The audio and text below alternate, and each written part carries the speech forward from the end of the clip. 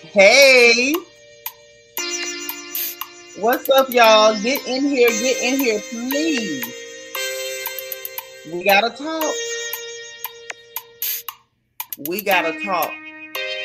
We do. So come on, let's go. Y'all hit the like button, please.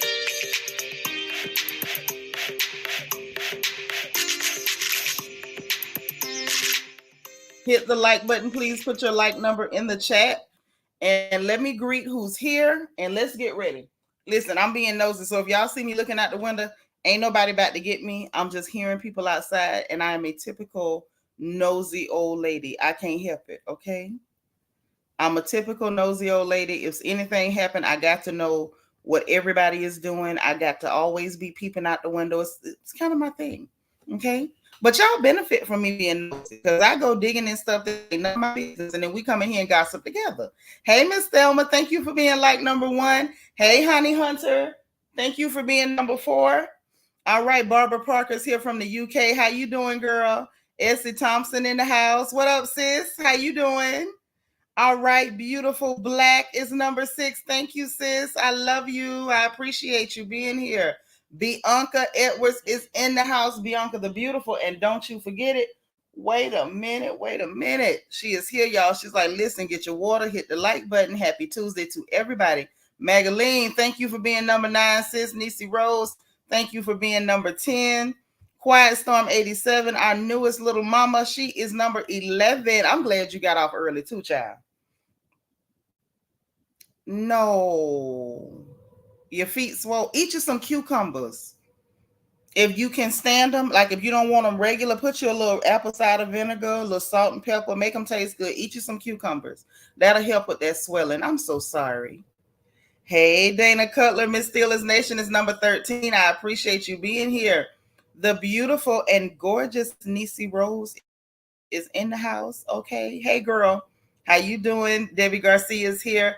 All right. She's number 17. And Housewives Talk is legal. I'm glad it is because we're going back down memory lane, baby. Today we are. Miss Sparkle is here. She's our resident Mary Kay lady. She's like number 15. Thank you, thank you, thank you, child. Debbie Garcia says she don't even really know which number she was. I'm with you, girl. Leah, thank you for being 17. I appreciate it. Y'all come in, hit the like button, get comfortable. You know, if you don't hit it, you won't have a number. If you don't have a number, if I ask for a number, you can't give it to me. And if you can't give me the number, and I'm trying to give you something, how you gonna get it? You gotta be in it to win it. Malaya Lachelle is number 18. All right, Yvette, all the way from Birmingham, UK. What's up, sis? I love you and thank you for being number 19. God's anointed daughter is in the house. Okay, okay. All right, my beautiful sister Tia Balla is here. Thank you for being 21. Maybelline Reynolds, thank you for being 20. Dialogue Sisters, thank you for being 21. Delicia Dismute, thank you for being 22. Lisa Jameson is 21. How you doing, sis? Deborah Randall is here. Okay, we got two of the Debs in the house. Housewives Talk is not only legal, it's official. We need one Deb to make it legal, two Debs make it official. So y'all know it's about to go down. Okay. Hey, D. Seratinas, happy Tuesday. Nene Ashley with her lovely self is here at number 29. Tanza for Real is number 33. Hey, boo. Hey, Just Simply, how you doing? Child, I seen it, but did you see the comment section? The question is, did Neckbone see the comment section? Can you imagine? I know it's a sidebar. I'm gonna go back to speaking to folks, but can you imagine going on a platform like the Shade Room to do an interview, and then when you go and look at the comment section under the interview that you did, everybody's dragging you? Girl, I would have hit my face. You hear what I tell you? Hey, cool gamer, always cool, always in the building. Thank you for being 37. Thank you for being 25. D. Seratinas, Emma Crawford. Thank you for being 40. Ori Naturals Healing. Hey, sis.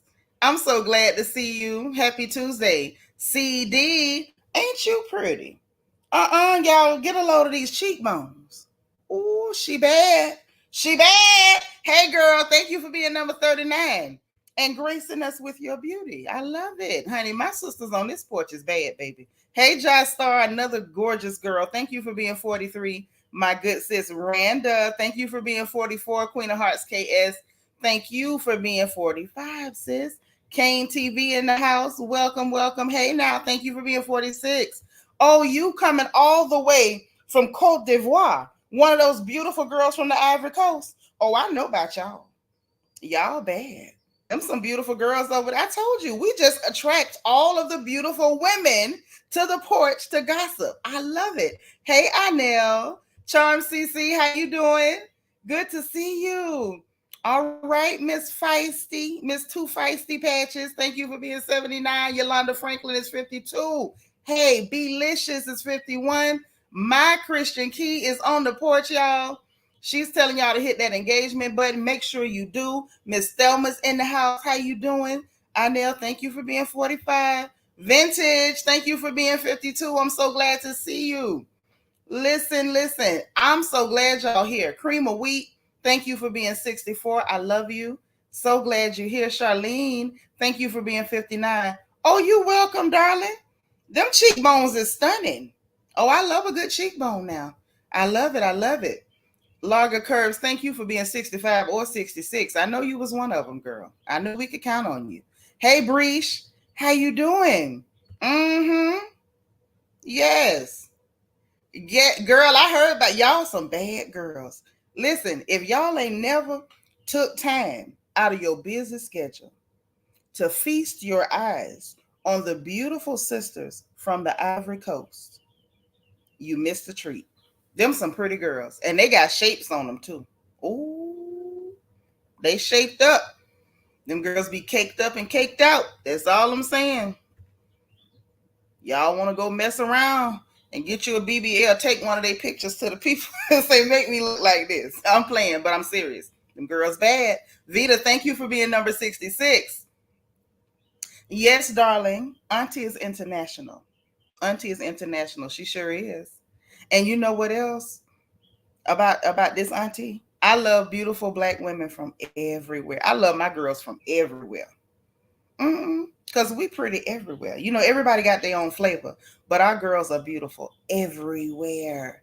Hey, Mac, thank you for being 70. My argument is thank you for being 70. Y'all hit it at the same time. That's what I'm talking about. Okay, hey, hello, beautiful people. Thank you for being 71. So look, y'all, we about to dig into some stuff, okay? So let me do some quick housekeeping, and then it's going down. Niecy Rose, you better tell them Ivory Coast girls are bad. Listen, I don't care how fine I thought I was in my heyday. I ain't had nothing on them girls. Nothing. They dangerous now. They dangerous. Charm CC say true. My cousins are from the Ivory Coast and they have killer curves. Yes, they do. Yes, they do. That's that real BBL. I'm telling them girls will make you shame. They will make you shame. They'll make you put on a choir robe and wear it the rest of your life. I'm telling you, hey, I salute you ladies. Y'all are bad. Listen, I'm a fan. Y'all know this is not a secret. I am in the Pretty Black Girls fan club. And I am a fan of all of the Pretty Black girls. All of them. I don't care where you're from. I'm serious. I am your fan. And that is anybody who is listening. If you never had a fan or you felt like you regular, you don't have no fans, you ain't got no fan club, there is a fan club. I'm your fan. Okay. Hey, Tiffany J. You just got off work? Okay. Vita, you can crash a car. Don't crash no cars, girl. You're going to run your insurance up. Hey, Miss Dogan to you. I know that's right, girl. We ready. Tiffany, thank you for being 75. Yes, hashtag pretty black girl. Yes. I love all of the pretty black girls. Girl, yes. Yes, honey. But the country come in second place to the ladies. Second place. Y'all got first place. Y'all hit the like button. So listen, quick. Housekeeping. Hit the like button. Make sure that you put the like number in the chat. Yes, them girls from Kenya bad too.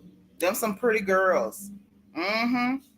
They be, you know, they got them bad complexions. Them complexions. A lot of them got that height on them. Them some pretty girls. We got some beautiful women. You know, we can boast some beautiful women all over the world. Tamika said Africa has the most beautiful women on the planet, on the continent and the diaspora.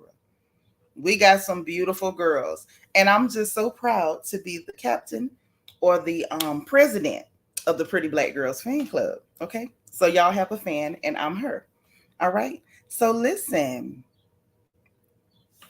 Okay, Honey Hunter showing love. Okay, girl. She said, I'm as white as they come, but I congratulate y'all on being confident in your own skin. And I can attest, y'all are gorgeous. And this channel is just the nicest. Well, welcome to you. And thank you for showing love. And we're going to show love right back.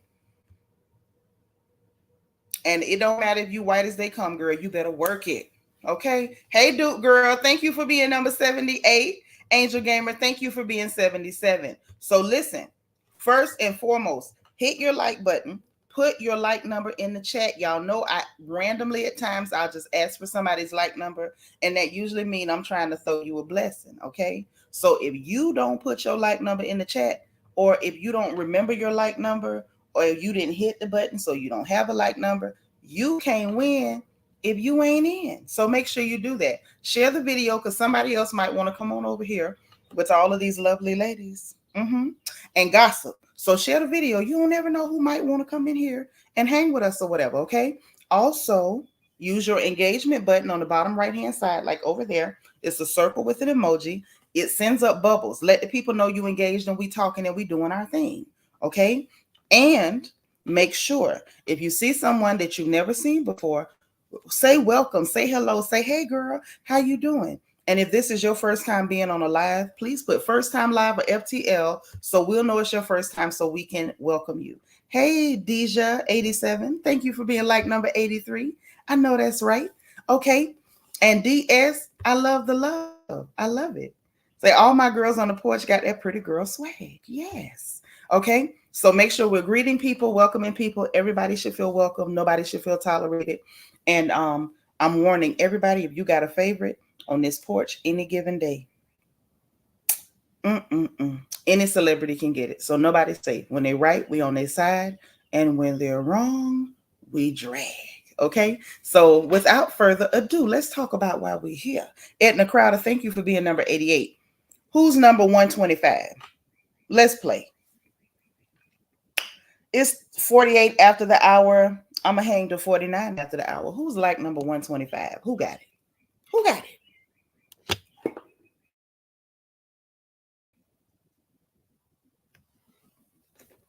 Nobody? We got a while. Go ahead. So look, this is why we're here. So there's a clip. There's an extended clip from part 3 of the RHOP reunion. Now, they didn't air it on the night that the reunion concluded on the original part 3. It wasn't there. We heard like a little bit of it when we heard Candiace basically quit on that stage. Y'all remember that when she was like, oh, I'm out. Remember that? So I'm going to play the audio. This is going to be one of them days where we play an audio. So I need y'all to pay attention because we're going back down memory lane. But first, I'm going to play for you what prompted this walk down memory lane. Because we ain't going down memory lane for nothing. We ain't going for nothing. But let me play this clip for y'all right quick. I'm going to have to redo my eyelashes soon, y'all. They getting on my nerves. Hey, Lady Blue, thank you for being 87. Prognosis, thank you for being number 90. Vita, you say you hear the birds singing outside my window. I love the birds. Hey, Queena, thank you for being 88, sis. Yeah, let's go. Let's get it, honey. So look, make sure y'all liking this video now. Ain't nobody told me they were like number 125, and I'm concerned. I'm concerned. Okay, I'm gonna wait a while and I'm gonna call another number. That's all right. But allow me. So the streets are saying that the girls are gonna turn on you. Hold on. So let's just. Hey, Clyde Jones. Yes, Debbie, back down memory lane. Okay, Breesh, the way you do it is you hit the like button, and when you hit it, it'll tell you your like number 140 or like number 141 or like number whatever. That's your like number. That's how you get your number. Okay. and scribble it down somewhere, even if you got to write it on the palm of your hand, because you don't never know when I'm going to call a number. Princess, thank you for being number 92. I appreciate it. 93 likes can't be 125. Okay, well, here's the thing. I'm in StreamYard. Okay? Me in StreamYard. I can't see how many likes are there. So, again, when I ask you for a number, run it up. And if you're somebody who ain't hit it yet, that's your chance to hit it to see if you can get to that number. Okay? It'll let you, not in the chat, baby. You would have to close the chat, the chat window where you talk, and look under the video where there's the thumbs up and thumbs down, and you'd have to hit the button to see what number it is, and then open the chat window back up. Okay? So look, we are going to get into this thing. Let me go ahead and play this extended clip for y'all. Now, you got to listen up because this isn't audio. This is going to be one of those days. You got it, Reese? Okay. All right. All right. Get ready for the audio, y'all. It's finna go down. Let's go. I guess they were a point of contention on the show for several years now. This year, it actually affected your relationship with Robin. You guys had a really cool friendship, I always thought. And it seemed like although Robin and Gizelle are great friends, that didn't really affect the two of you, correct? I guess they were friends too, so it was... Who was friends? Candiace and Gizelle were friends 100%. As well. Yeah. So nobody supported her more out of this entire group when that stuff went down season 5 but me. Nobody. That's true. Nobody. Nobody. Season 5? Yes. With this stuff with Monique? Yes. Yeah. No one. I would say that Robin was more supportive. Robin called me like every other week. Okay. No, but do you yes, she did. Agree that Gizelle did support you during that time? Yes, I would agree that she supported me. I don't believe that her support was genuine. I think that her support was hinged on her hate for money. I've never been 100% sure about the genuineness of her motives. Well, let me get back to the let me get back. So y'all heard that, right? So what's interesting to me is that apparently Andy Cohen and them wasn't real comfortable with how that segment played out because they cut it. Now let's talk about why would they cut that? Why would they cut it? Hey, Wani, thank you for being 104. Thank you, Cha-Cha. Thank you, Wani. Why would they cut that particular segment or that line of conversation, that exchange? Why would they cut it?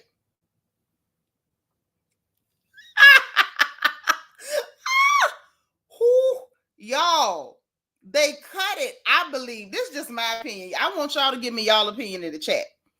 I believe they cut it because Candiace finally clocked what was going on. See, I've said before that both she and Monique got played by these people. They played them. Now, Gizelle, yes, Breeze, overproducing and protecting Gizelle. That's exactly why they cut it. You should have let it play. They should have let it play. Okay? Cream of Wheat said because they didn't want Candiace's truth out there to protect Blizzard. They're always trying to protect Blizzard instead of just telling the story. Tell them, Breeze. Instead of just telling the doggone story. Because see, here go the thing. Wait a minute. I'm trying to get y'all comments because I want to know what y'all got to say too. Ooh, we finna go back down the lane today. Just simply say it will further prove how strategic she is. Also because they are protecting Last Lady. Yes, they are. Yes, girl. Candiace finally gets it. Finally. Joshua Sugar, you might be on the wrong channel. All right? If you don't care. Why you know, Auntie don't want to run you off, but why you over here talking about what you don't care about? This what we talking about. Maybe come back on the day when we not talking about this then. It's possible. Hey, Juan, what's up, bro? Say truth. Been the puppet master. Finally, Candiace got it. Finally. That's why I say, I like little Candiace sometimes, but baby girl be slow on the uptake. It took you from season 5 to season 8 to figure this out. Prognosis say, and it leads to show that Glizzard is a hypocrite. That ain't all. Cream of Wheat say, indeed, she and Mo did get played. It's unfortunate. I wanted better for those two, but didn't pan out like that. Sure didn't. Both of them played the fool and lost. Kane say, I am sure Glizzard have dirt on Andy. You think she got dirt on Andy? She might now. She might. Hey, gorgeous. My niece is here. Couture Bay, like number 110. Okay. Listen, she finally got it. Bree said, I come from production entertainment. It's annoying to watch. I can only imagine, baby. I can only imagine. It's aggravating for us. And if you know the back end and what goes on behind the scenes with production and stuff like that, it's probably a lot. Oh, no, he wasn't spamming my chat. Don't give him a second warning. Block him immediately. Listen, we don't do that. We don't have time for people that don't know how to behave. Block him immediately. Wani say Glizzard mad because them two beautiful chocolate women look better than her. Well, yeah, there's that. Honey, beauty evokes envy. Emma Crawford say, yes, Candiace and Monique were both played by Robert and Glizzard. Child Ashley too. Forehead too. Just simply say LMAO. Like, do people not ride? Do people not read the title of the videos? What did he think we was going to talk about? I would love to know. She had misplaced anger, so did Candiace. Both of them. They were stupid. They was both stupid. Destiny, thank you for being 114, baby. They was both stupid. So listen, y'all know me, baby. Listen, we going down memory lane, and I got the audio. I took my time today. Hey, P. Dizzle, I heard that Glizzard is sleeping with a producer. She probably is. I mean, anything's possible. We not there. We haven't seen her do anything, but it's possible. This is the world we live in. I heard the word on the street is Glizzard is seeing the producer. So this the word now. Okay. Kane say, I'm sure, because why he protecting her like that? Child. And Andy co-sign and say, yeah, Glizzard did support you. Yes. Hey, born to be wild girl. Yolanda say, yep, envelope neck. Y'all, my bad. I flatlined for a minute. Envelope neck was a mastermind. I'm glad Candiace caught on. Girl, they talking about Nick. I'm not finna watch that girl bore me to death. If she bore me like that, I want to fight her. And I mean, we had enough violence among sisters. Forever 21, thank you for being on 120, sis. So look. Wait. So now Necka was on Twitter, said reverse colorism is as real as reverse racism. She deleted the tweet, but they got the screenshot. So she's an idiot. Why does she talk? Why? There's no such thing as reverse racism or reverse colorism. She's an idiot. She's a complete idiot.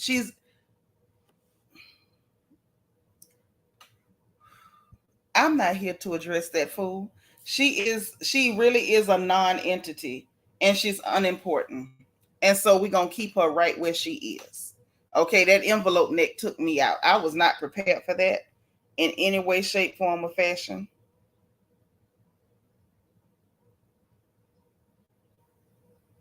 So let's get into these audios, shall we? Because I got them all. P. Dizzle, thank you so much for the super chat. Say, I forgot to say good afternoon to the royal family. Well, good afternoon. How you doing? Almost good evening. I almost wanted to say good evening, but it's still afternoon, most places.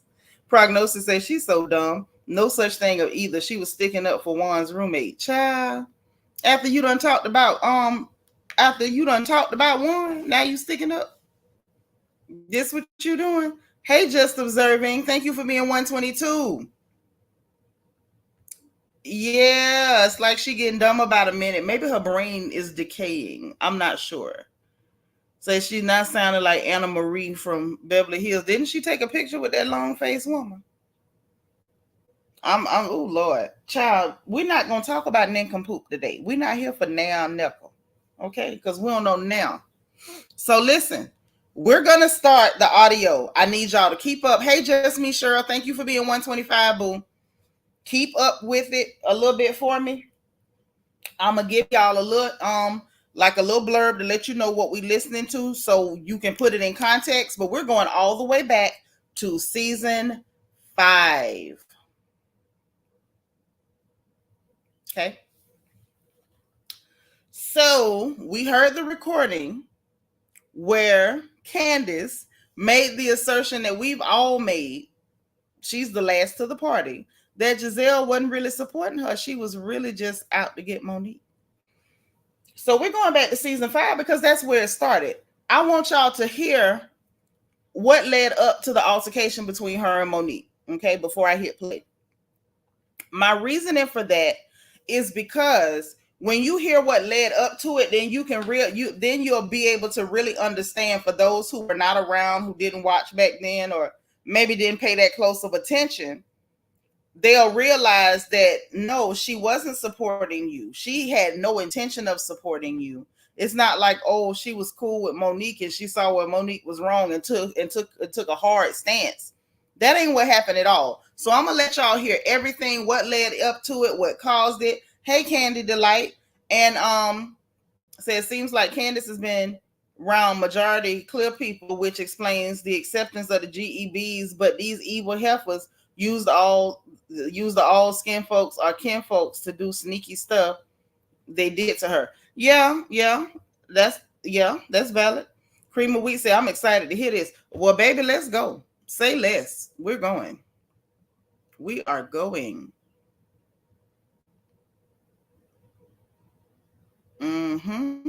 Okay, Max said he forgot what they was fighting about. Well, I'm about to remind you. We going. Let's go. Y'all hit the like button. Turn your sound up. I'm going to do my best on this end to make sure that y'all got good volume, but you might want to turn your sound all the way up, okay? If you at work, get your water. Be prepared to cough, to cover up a laugh or something if you need to, okay? It's going well. Candiace, you have been very nasty as it relates to my home. And you have been very unkind as it relates to my home search. No, I have not. When laughing it up, it's been reduced to 5-5. I just ran into her mother. She was like, hey girl, she asking me to pay for that too. It made sense to laugh. It was very mean girl of you. And I responded to what you said. She called the house I bought for my children a teardown and a $900,000 cabin. If somebody says something to Candiace that she does not like, she automatically goes for the worst thing she could possibly go for in your life, and she throws it in your face. And I've never heard her say, I'm sorry, I didn't mean it. My bad. Not nice. Now, if you want to take the fact that I laughed at your $2.5 million grandiose home that you said that you were going to buy, if you had not done that, I got that information from your mother. I got it from your mother. My mother is my mother, and we're going to leave. Which is fine. We have drawn a line in the sand. Yeah, we don't have to go there. Yes. Yeah. But. So that's the end of the first recording. Now, this is where season 5 began. This is the road they were already on. Shaniqua Belton, thank you for being 135, boo. Yeah, she delusional as hell. So now listen. Yep, weaponizing her children again. You heard it right. And you heard the conversation between her and Gizelle. Using them as a crutch. It's disgusting. Yes, I bought for my children. What your children got to do with her talking about your $900 cabin in the woods? Hey, love my dogs too. What up, sis? Thank you for being 136. Poetic Lyrics hit it at the same time. Thank you. Those are light reads. Super light. Gizelle is allergic to taking accountability. She is. So listen. This is where everything started. This was actually season 5, episode 1. Candiace was doing dessert testing, invited Gizelle to go with her. And while they were sitting there, Gizelle brings up what Candiace had to say about her little $900 cabin in the woods to tear down. Hey, Tiffany GT. Child, a lot of people can't stand that heifer. You in good company. Couture Bay say she did lead the pack in the trainer allegations. Yes, she did. Well, actually, it started with Reese. It started with Big Reese. We're gonna get to it. Hey, the Divine Miss M, thank you for being 135. Hey, Pasiana. Hey, Tammy C. Hey, Carla Van Zant. Y'all, this is Carla's first time live. So you know what you need to do. I need y'all to spam the chat and tell her welcome. Thank you. I'm so glad to have you here, sis. Welcome, welcome, and welcome again, okay? Hey, G Sawyer. Say, no wonder Katie Clockton is biracial. Sure did. Hey, Hee Lel. Lola Duncan, thank you for being 139. So what was going on here was Gizelle already was displaying that she had a problem with Candiace. She already had a problem with Candiace. Completely. Okay? Completely. Wait a minute. Wait just a doggone minute. Too Feisty, did you say this girl got a $900,000 funeral parlor?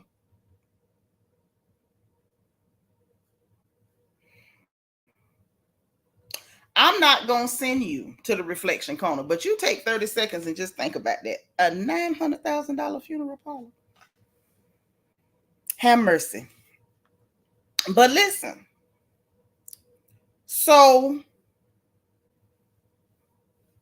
already had a problem with her. She was already complaining about her being on Twitter. And we already see that there's contention between her and Candiace. Hey, Sheila Bryant. And the same stuff that she's doing now with this girl, she was doing then. She wanted to minimize the fact that you sitting up laughing and kikiing about the house that she want to buy, but you didn't want her to say nothing about your teardown, your $900 cabin in the woods. So they said, okay, well, the line has been drawn. We don't have to talk about that. Well and good. Well and good. Hey, G Mom of 4. Thank you for being 140. Now we got another recording. Recording number 2. Y'all, I got my notebook, just so you know. Notebook is here. I have the recordings itemized, so you'll know exactly what we're listening to. Recording number 2 is also season 5, episode 1. Quite a few, I want to say like 3 of them, 4 of these recordings are in episode 1, because a lot of stuff went on in season 5. So this one is the Ashley and Monique are talking, and then there's a recap of the Monique and Candiace issues from season 4 when everything went down with the whole drag me Monique. Okay, they're gonna recap that too. So let's give it a listen. Make sure your sound is right, y'all. Saw her the other day. We had to have our own talk and just kind of get back on the same page. Right. Candiace and I became like really fast friends. I looked at her as a little sister. And last year, the whole train wreck happened. You're not going to talk to me like I'm a child. Wait. Girl, I'm talking to you. Yeah, walk away. Don't start. I will still drag you pregnant and all. Drag me, Monique. Candiace and I kissed and made up. Yes. I want to move forward. I respect you enough to want to make sure that whatever the breakdown was, that it doesn't repeat itself. I value our friendship. I want us to grow from here. We're going to move forward. Okay. So that was like I said, Monique was talking with Ashley, and we got a recap of what went on between Monique. Too Feisty, we talking about Monique and Candiace right now. That went back to that whole season 4 situation. Y'all remember about Katie and the head rag and who said this and who showed text messages and somebody pregnant and dragged me Monique. Okay. This is what went on. So that was just the recap. She talking to Ashley, because at this point, Ashley is mad with Candiace because of what Candiace had to say about her. But Candiace and Ashley have been feuding since, forever. So that was just that recap. We got another one because we got to see where this is going and how we got where we are. Okay, we got to see how we got there. So the next recording, season 5, episode 1, this is Candiace's anniversary party. And we're going to get a little moment with Gizelle and Candiace. This is all the build up, y'all. This is all the build up. Oh, okay. I did just want to say to you quickly that, you did have like a moment at our cupcake date.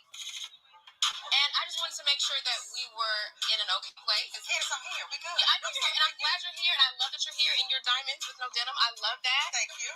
But you're clearly perturbed. I'm not perturbed at all. You blew up the whole cupcake. Okay, so if you want to talk, we can talk. But that means you have to stop talking. I'm listening. Okay. When I brought it up to you, you didn't feel in any way remorseful or want to apologize. You don't own anything that you do. You need to apologize to me. And as a matter of fact, you need to apologize to Ashley. So because why would I apologize? Candiace, when you get on the Twitter, your hands are possessed by, I don't know, the Tasmanian devil. Candiace, you were going at Ashley on Twitter the day she gave birth. Do you want to apologize now? Apologize for what? I heard the party's outside. Okay, so that's how that exchange went. And what was going on is literally they were setting Candiace up this season. That particular season, season 5, they were in the process of setting Candiace up. What they tried to do this season, they were going to try to do it there. They actually might have been more successful had they done it there, but they decided to pivot and go after Monique instead. They thought it was an easier run, so that's what they did. But hey, Dominique, what they were trying to do was say, oh, you know, the stuff you say on Twitter, oh, your mouth, oh, it's so bad. But they kept getting past the fact she said what she said about your $900 cabin in the woods because you was laughing, kikiing, and joking about, oh, her mama gonna have to pay for her house and what house she not gonna get and what she trying to have. And when it came to Ashley, you want her to apologize to Ashley as though Ashley ain't said nothing to her either. So y'all get what I'm saying? They were in the process. Gizelle and them was in the process of trying to set Candiace up right then and there. That's what was going on at the moment. Okay, so that was that one. Now, the next recording is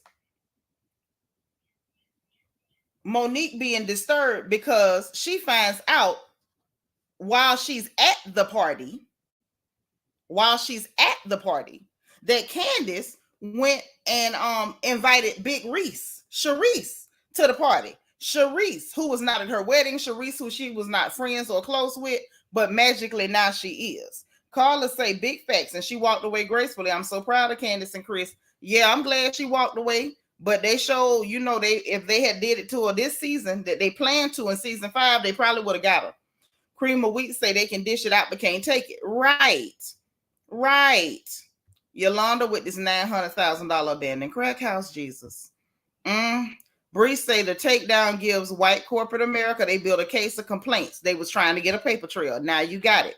Now, okay, the next recording on deck is we're going to hear Monique being perturbed because she finds out that Big Reese is at this party. Now let's listen. Told you that you've done something that was offensive. But did you say that you were offended? Maybe we don't need to have this conversation. I was wondering where y'all went. We just had to come over here and have a kiki moment. Yeah, we're good. How's everything going with you and Jamal? Oh, wrong one, child. Don't nobody want to hear about her and Jamal. Wrong recording, child. Wrong recording. Hold on. I done grabbed the wrong thing. Got overzealous. Okay. Is this the one?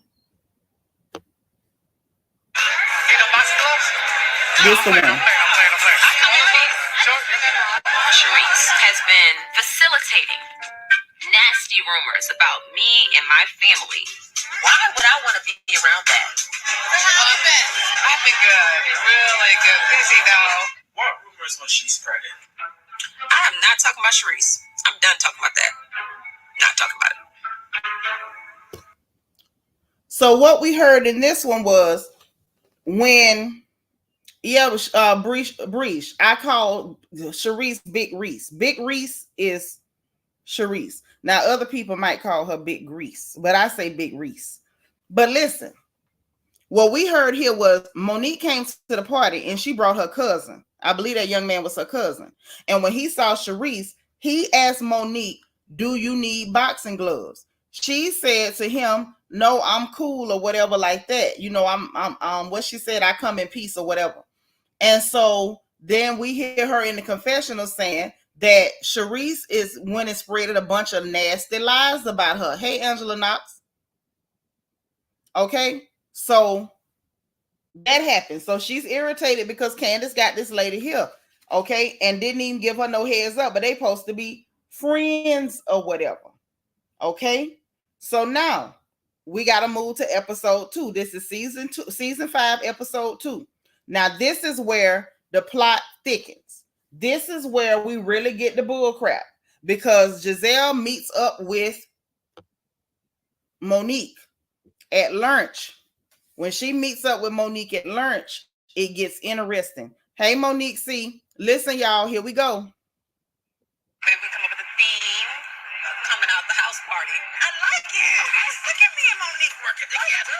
I'm only in the middle. I was thinking somewhere where we can like eat finger food, so there's no utensils.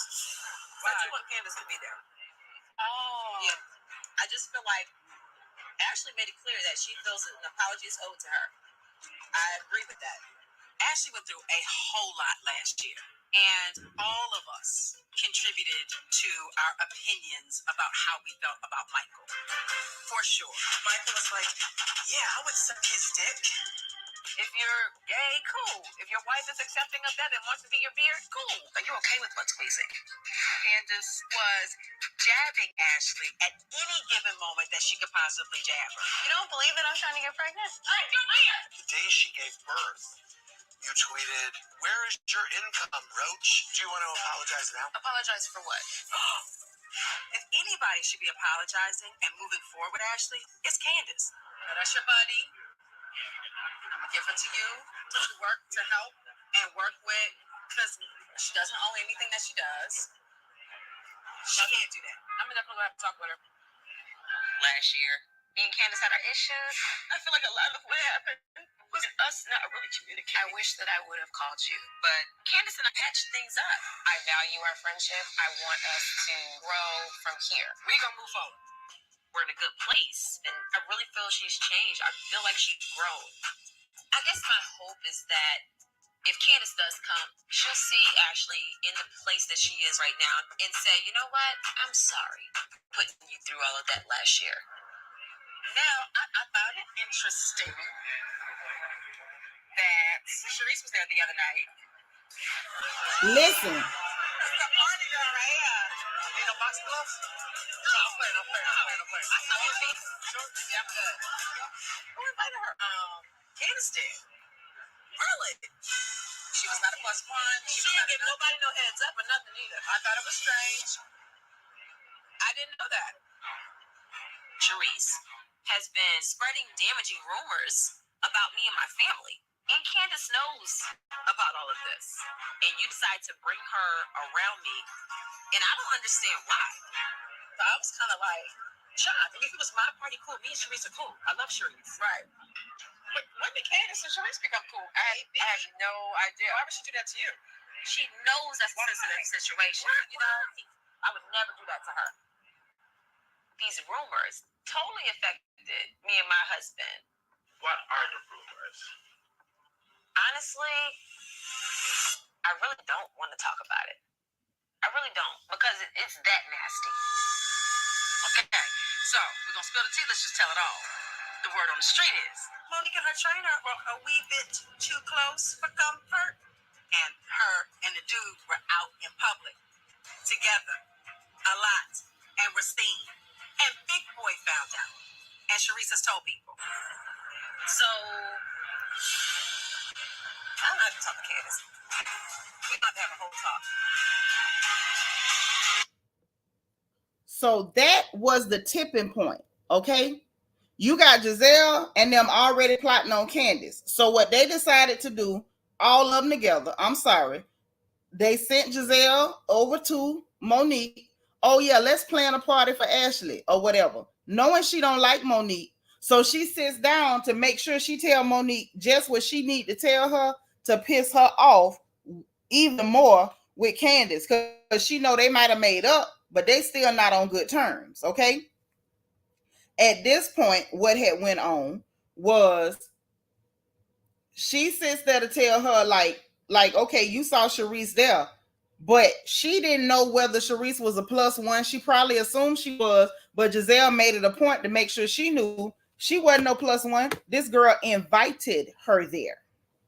She invited her there. Okay, that was the whole purpose of her being there, was that Candiace invited her there, knowing what had done went on. And see, this is where all the rumors got started, because Sharice was the one spreading the rumors, but she was spreading the rumors in town.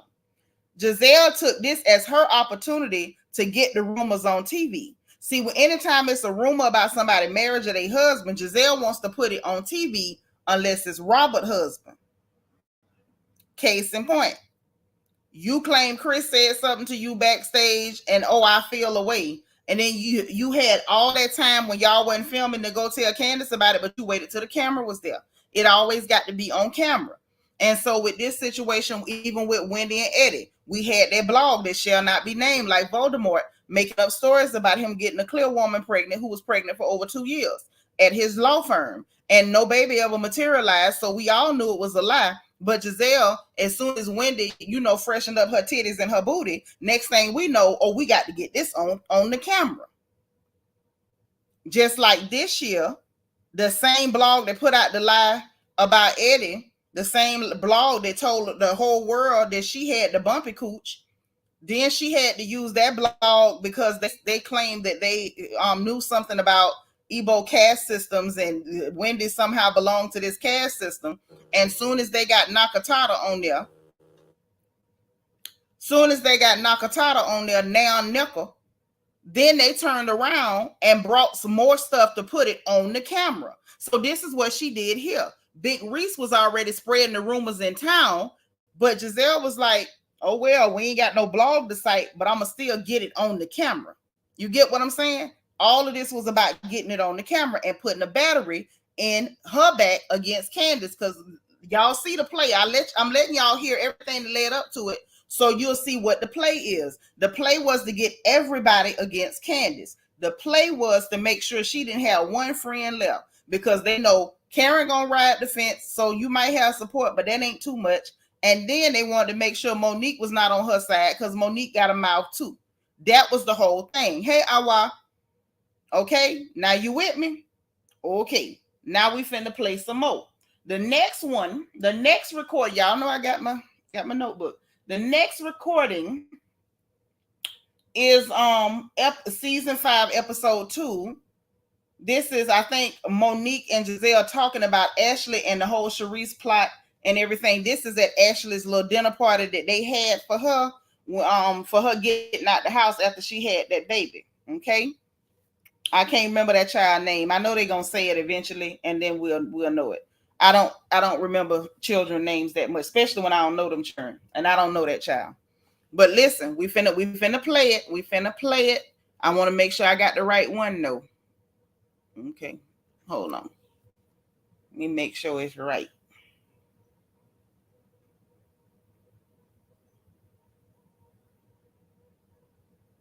Yeah, it's the right one. Okay. All right, listen up, y'all. Listen, all poetic lyrics say I'm all ears. Good.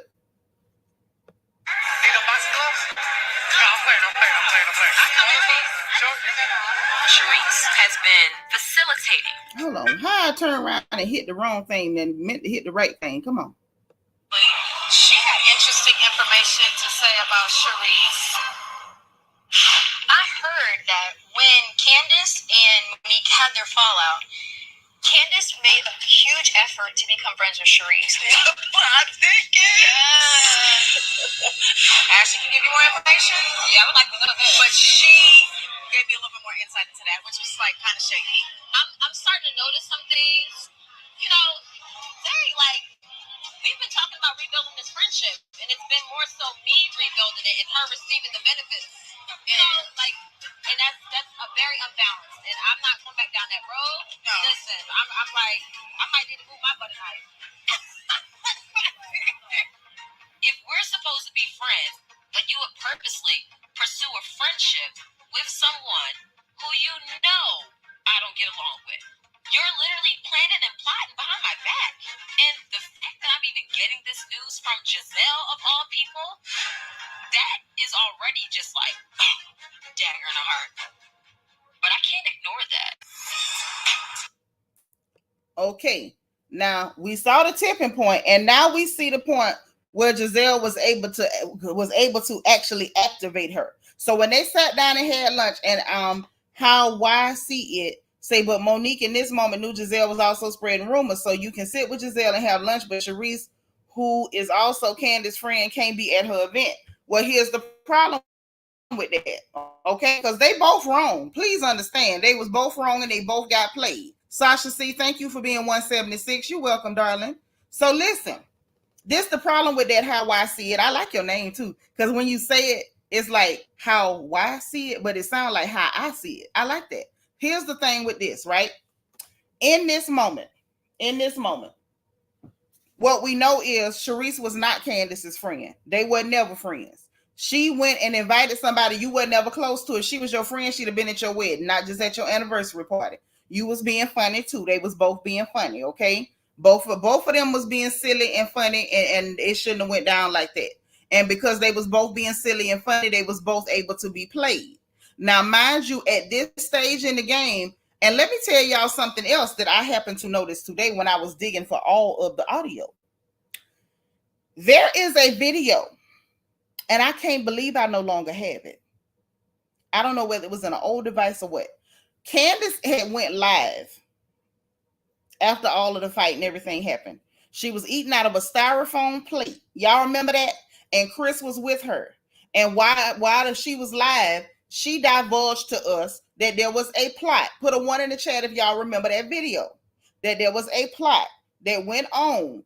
And Team Yellow was there, and so was she. This was at Andy Cohen's baby shower. That they was all to the table. Put a 1 in the chat if y'all remember about this.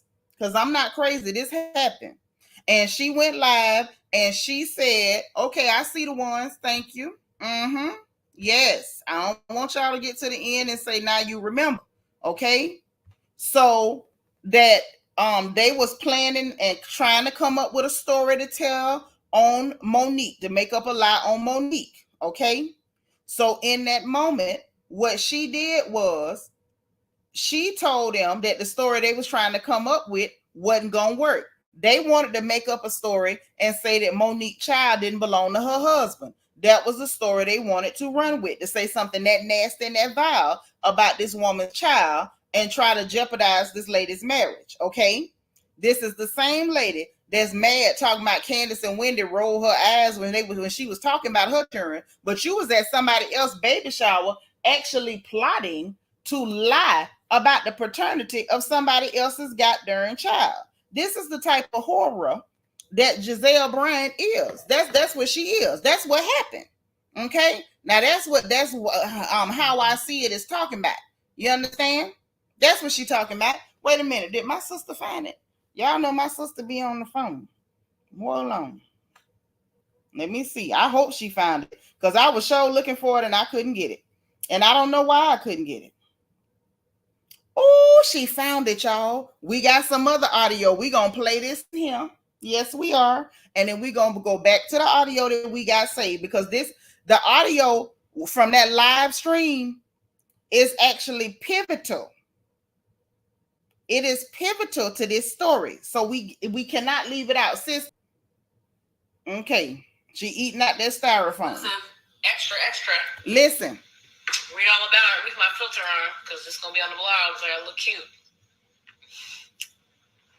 Okay, this is new information. Monique claims y'all plotted against her at Andy's baby shower. So, there was a conversation about Monique not at the shower, but after the shower. We were eating somewhere. And there were a couple of people there with me. Several people there with me. And there was a conversation about someone plotting to spread a rumor that Chase was not Chris's baby. That conversation happened. I was there for it. I never contributed to the plotation of the conversation. Ever. As a matter of fact, I said that would never fly and it should be dropped. I know that I also said that Monique talks a lot, and Robin was there. Robin said to me, oh, you talking about your friend? I was like, yes, but she's not here to defend herself. So let's not talk about her. And there were other things said, other kind of plotty things that were said. And I also want to say that I told Monique what was said at that dinner. But I was never a part of any plot there or anywhere else. You can hit me with any other scenarios and I will tell you what happened. I was never a part of any plot to plot against Monique. Like, it's just the narcissism. Why do you think everybody's trying to plot against you? You are not that important. You don't matter. Mind you, Candiace, you can shut up. You just got through admitting that it was a plot. Now you could say you wasn't in it, but you can't say it wasn't a plot because you just divulged that it was a plot, and you had to tell them that it wasn't gonna work. See, this is why I say both of them was in the wrong. When it comes to these two young women, I don't have any picks because they was both wrong. Seanitra Howard, thank you for being 196. Says, hey Nita. Yes, it was an Instagram live. I watched it live when it happened. That's why I was mad I couldn't find it. Because I knew I watched it and I screen recorded it. I had just learned how to screen record. Yeah, Sasha, see, that's what it was. Brian, thank you for being 198. Okay. So that had already happened. That had already had all that there had done already happened. Okay. I'm trying to get the comments, y'all. You know, sometimes it moved too quick for me. Saying Monique didn't use accurate timeline. Candiace and Reese built a friendship when Monique was up, Ashley behind. But when all was said and done, Candiace helped Monique with her case against Gigi. Yeah, I got all that, but they both was in the wrong. And Monique wasn't the one who established the timeline. That's why you got to listen to the audio, baby. Ashley was the one who made the accusation that after she fell out with Monique, that Candiace made it her business to establish a friendship with Big Reese. Monique never said that. Ashley said that. That's why we listening to audio. That way we ain't got to guess at who said what, because we listening to these hookers. Yolanda say, Nitra, you should have hosted a reunion because you'll have these women messing on themselves. Girl, you ain't finna have me responsible for these folk being on the Better Help commercial. Hey, Miss Kaiser, so say, girl. Destiny say Glizzard and Rob have been twisting and turning folks around and upside down because they brown for years on this show and got paid for it. Sure enough. Now that's what happened. Vet say she should have said that's wrong. Not that the baby looked like Chris. Right. That's what she should have said. It's wrong to be plotting. Period. But that's not what happened. Ashley always starting lies and mess, but why would Monique even trust Megamind? Well, here go the thing. When both of y'all being funny, that's how they do it. They was both being funny. Neither one of them wasn't in the right. Hey, Brittany Janae. Say, right, both Monique and Candiace allowed that light-skinned crew to play them. Now, that's what happened. That's what it was. And Candiace only used the word plot in that live because Monique used it in her video and someone asked Candiace in her eye. I know why she used the word, baby, but what she just described was a plot. Like, there's something called synonyms. You can have 1,000 synonyms for it. Let me tell you something. There's an old saying, a woo is still a goat. It don't matter how you say it, okay?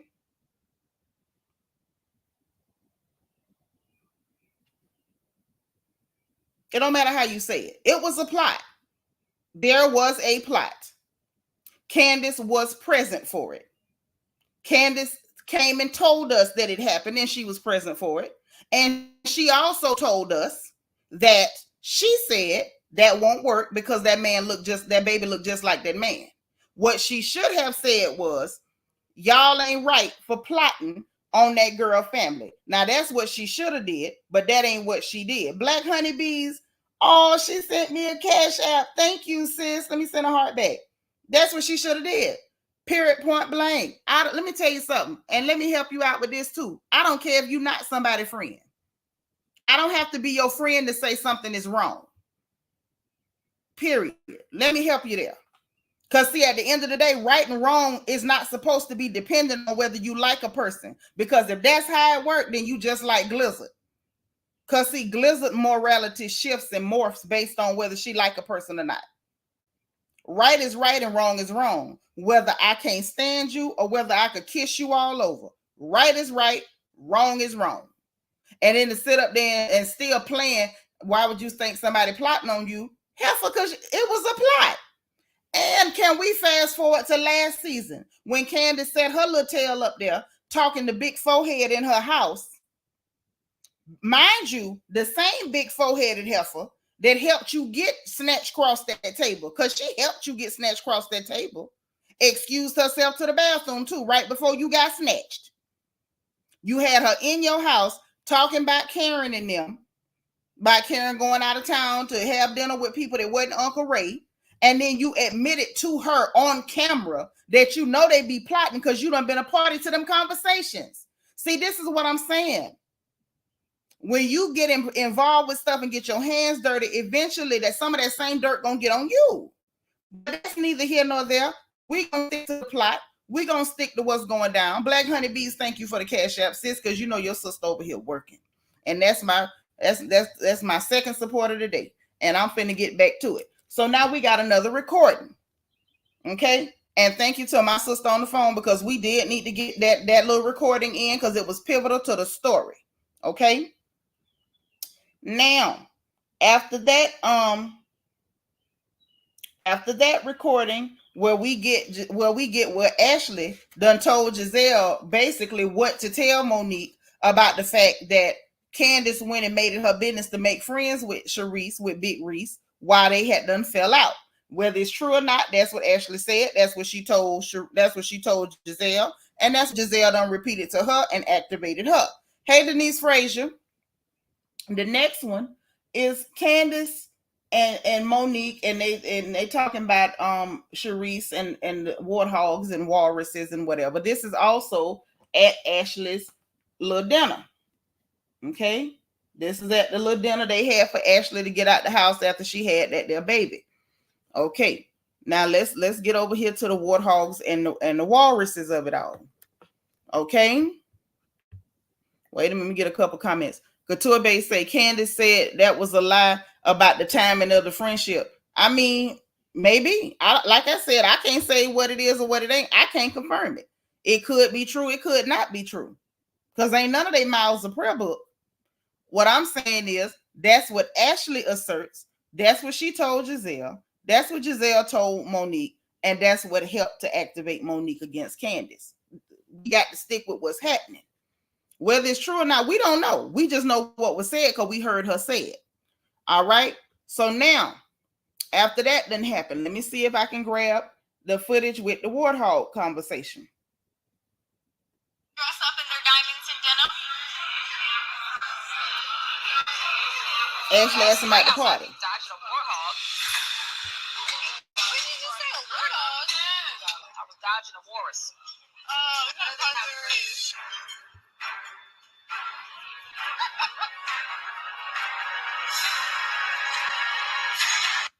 So we heard Monique talking about she was dodging warthogs and walruses and stuff.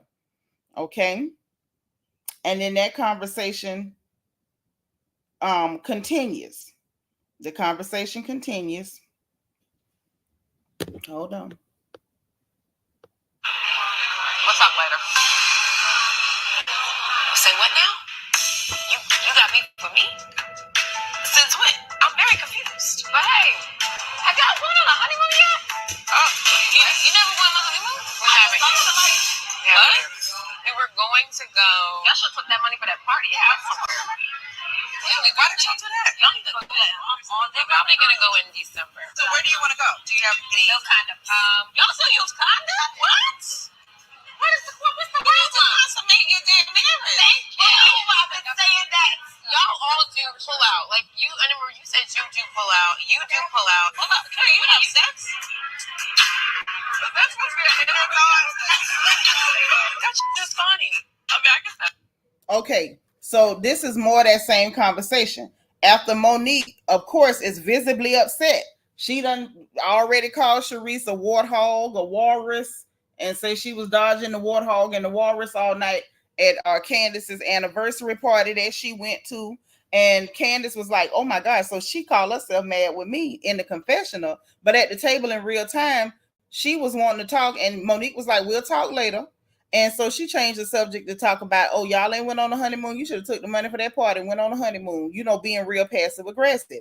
Then she lets it be known at the table that Candiace is still using prophylactics with her husband. Okay. And then the conversation went there, and then we heard that rude comment about Karen still having sex. I'm not sure what Wendy was thinking, but that was real tacky. I wasn't comfortable, but then again, it ain't none of my business. Now the next recording that takes place. Hey, Divine, thank you for being 214, because this is a whole roller coaster. After that, we get this recording of Gizelle and Monique teaming up, talking about they setting the tone for the dinner or whatever. And basically what they about to do is kind of gang up on Candiace. So at this point, Monique is all in. Dolce Delicious, thank you so much for the super chat. She say, thank you for breaking this down. Thank you for being here, sis. And thank you for the support. Okay. You watching while working out. Okay. She getting fine while she listening to the gossip. So listen, this one you're going to hear Monique is all in on the gang up at this point. All brakes are gone. All filters are gone. Governors off, boundaries off, because she has been led to believe, and she done took the bait, and she believes that this girl, basically, when we was arguing, you teamed up with Sharice because you was plotting against me. That's what she believed in her head. And so Candiace can't play dumb as to why this girl felt like you was plotting. You know why she thought you was plotting. And then the fact that you admit that there was a plot, but you wasn't in on it. Okay, I believe that, but you can't say it wasn't one when it was one. I know that's right, Couture Bay. By the time he come to see your daddy to try to marry you, he gonna have to pay big. He gonna have to pay through the nose, girl. That's how fine you gonna be. So listen, let's listen to them do the team up, the gang up. This is the Monique and Gizelle team up. See, Monique was silly as hell. I want y'all to listen. Just pay attention now. Issues, but there's like a big issue, and that particularly would be with you and you. Oh yes. Monique and I talked, and we felt like some apologies need to happen. Definitely, yeah. So I'm thinking that Ashley and Candiace might want to talk. Absolutely. But I would like for us to get to a place where we can at least respect each other and agree to disagree. And I don't think that it's appropriate to have this conversation at the table, but I would like it, if you're open, for us to at some point get together separately. I do think that we can at some point find some common ground, but it definitely needs to start with you actually aligning your actions with what you just said. So it's like, why am I going to continue to make an effort when you constantly say snide things behind my back? I feel for Candiace. I have been a victim of that gang banging. When you all, gang up on a person to break them and make them submit, it's just pathetic, and it looks cruel. I'm not going to engage you when you have an audience. You have an audience too. Why are we talking about the best thing you can do is to say, you know what, girl, I apologize for all that crazy mess. Let's move forward. Thank you, babe. Candiace, have you even congratulated her on having a baby? I don't really want her talking about my baby. The one who she was so adamant about Michael not really wanting to have a baby. So is this a dinner for Ashley or a Candiace attack? Because if it's that, dinner for Ashley, then let's talk about Ashley. Can somebody pass the damn alcohol? Where is it? Let's talk about you. Let's talk about where you are in your life. Let's talk. It's not an element. And you know what? We'll talk about it. Let it go. It's come up again, and I again have had to pass responding to all. Then stop talking about it. No, apologies need to happen.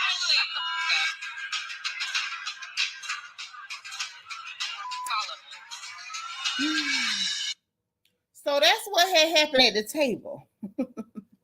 Things got a little out of hand at the table. They got a little out of hand at the table. People got excited. People got worked up. Yeah, y'all remember. Yeah, she was telling people to shut the F up, and it was going down. It was going down. It was a gang up. It was a gang up. Monique wasn't really joining in too much with the yelling, and you need to apologize. And Gizelle is yelling, apologies need to happen. And Ashley's getting all elevated and hyped and pissed off. And Candiace called it what it was. Like, is this a dinner for Ashley or is this a gang up on Candiace? Because if it's for Ashley, then why are we not talking about Ashley? Okay? And they were still playing in the girl face, if you ask me. Because I think what was going on was that they were gonna do her like this anyway. This was they plan anyway. They just felt like now we got Monique to help us do it. Now Monique ain't gonna have her back. Monique gonna be here with us going against her. Or even if she don't actively attack her, she ain't gonna defend her. She ain't gonna help her. She just gonna get ganged up on. And then we heard Karen Huger call it a gang bang, so she knew what it was, but you know that she wasn't defending her. She wasn't helping her. They wanted that girl to be sitting there by herself and everybody against you. Wendy was still new, so it wasn't gonna be that much from her. Sasha say Monique was played so badly during that dinner, she fell right into the trap. Meanwhile, the women starting the rumors about her family is right across from her. Hello, good night. Now that's what's going on. That is what was going on, baby. But they both fell into the bull crap. Monique was super played. Couture Bay said I was on Candiace's side here, but I was side-eyeing Monique. Yeah, Monique fell for the bull crap. We can't rewrite history. All we can do is talk about what happened. This is what happened. Y'all hearing it for yourselves. Quiet Storm say, why is Blizzard always saying apologies need to happen, but she never want to be one apologizing? Never. Vita, thank you. I'm drinking my water, sis. How I see it say, Monique was seen in 2 pictures with Reese before season 5 started filming at Nene's Swag Boutique and at Ashley's baby shower, and she was not being paid to be in no pictures with Cha-Cha. I'm letting y'all see what happened, how it happened. Now, that's all I can tell you. I'm letting you see what happened, how it happened. Period. Yep, they ganged up on that girl, and she had no backup, and that was the plan. The plan was to make sure that Monique was not going to back her up, was not going to have her back, was not going to talk for her, and nothing. Coco Chanel, thank you for being 218. Jen Bunny said, yeah, I believe it was Monique get back on Candiace, but the joke was on both Candiace and Monique. Yes, it was. Yes, it was. And Carlos say, believe it or not, I think they was playing that colorism race card back then. Back then, that was just using Darcy. That's exactly what they were doing. They wanted both of them black girls gone, and the easiest way to do it was to make them fight each other. Hey, Bonita, hit the like button. Hey, Aries, son, thank you for being 219. Jen Bunny says she always mentioning somebody needs to apologize. Yes, because it's always about making you say that you're wrong. Always about, like Karen say, beating you into submission. Always trying to beat you in the submission, child. Monique lied so much that season. It's a mess. I don't know. I still believe Monique wanted Candiace off because she was a star. I don't believe that. I believe Monique was just dumb. I believe she was just dumb because Monique was never bothered by Candiace like that. Candiace did some stuff in season 4. They both did stuff in season 4. Then they tried to make up for it. Then they turned around. And season 5, they both got played. But let's keep going because we're going to deal with what happened and how it happened and when it happened. Okay. Let me see which one is next. Was that the one? Let's go. Hold on. Oh, I done hit the wrong one. Right way to browbeat somebody because not only is it not an apology, on top the rest of the conversation. It's not genuine. Do I need to say it in Swedish? I'm not going to engage you when you have an audience. You have an audience too, but I'm not trying to engage in any sort of crazy attitudinal stuff. There is a sordid history in this group of creating mayhem, foolishness, and contention at tables. And it's going to end in mass hysteria. This is a peaceful Candiace. Hello, nice to meet you. Have you not forgotten how I'm not. I don't know. I lost her mind. Okay, shut up. Yes, be quiet. No, I will not be quiet. You going berserk on her and throwing a knife at her.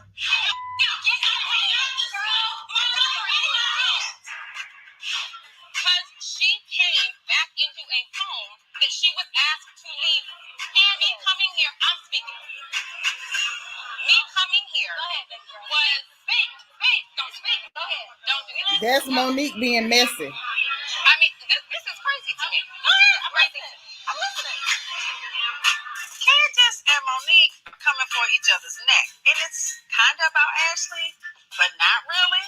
I think it has everything to do with Sharice. And everything to do with the trainer. And everything to do with the fact that Candiace and Sharice are now friends. Now you hear her gloating. At this point, what y'all hear is Gizelle is gloating because what she wanted to do, she was able to do. Bonita Howard, thank you so much for the super sticker, sis. She gloating, talking about this ain't about Ashley, this about Sharice and what she said about the trainer and everything else. Like literally in real time, they got played. They put the battery in Monique back and they knew if they got Monique going and she jumped on in with the bull crap, then they could get Candiace going and they got both of them going and this is just it. Darnell Jenkins, hey boo, say I just watched Sherelle's World and she said Andy stepped down with Watch What Happens Live and doing the reunion. He was fine. I don't know, and please don't bring stuff from other people's channel because we don't know who telling the truth and who ain't. We don't have time for that over here. But you are welcome, okay? But you hear her gloating. You hear her gloating. So let's go. So how close are you and Sharice?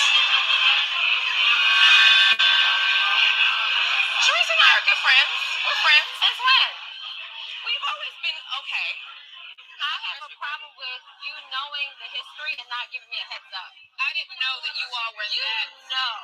Monique, when was the last time you talked to her? When I don't fool with her.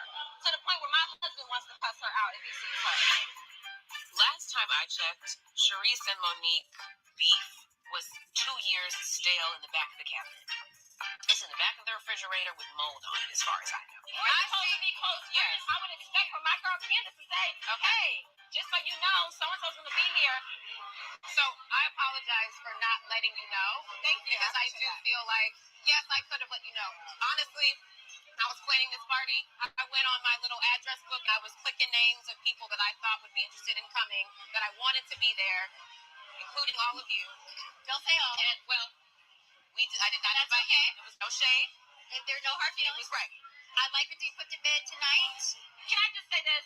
Honestly, my goal for this night was I was really wanting y'all to get on the same page. I think we need to stop this. We need to stop this.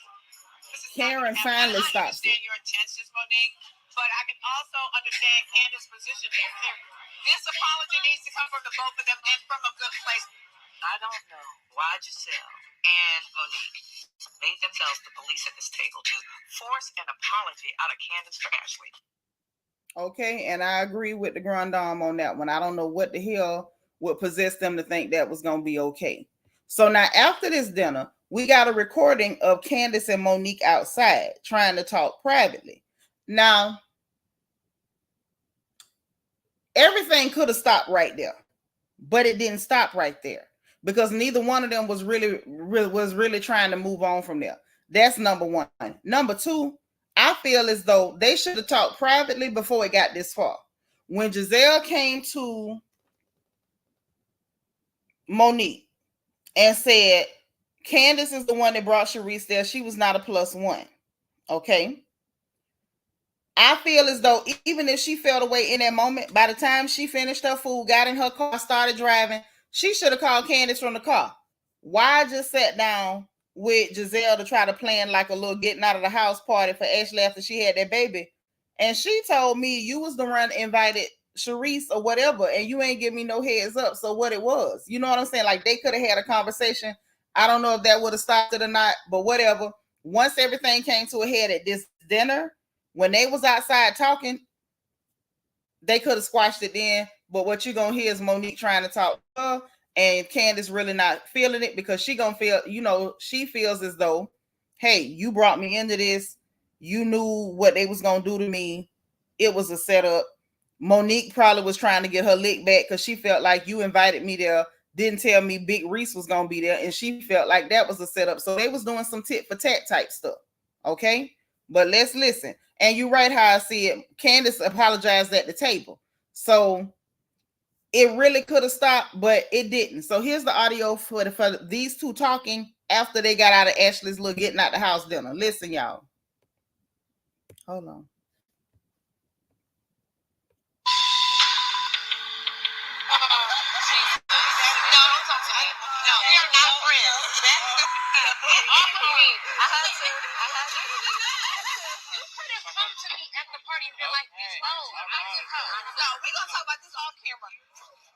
Monique can't be trusted.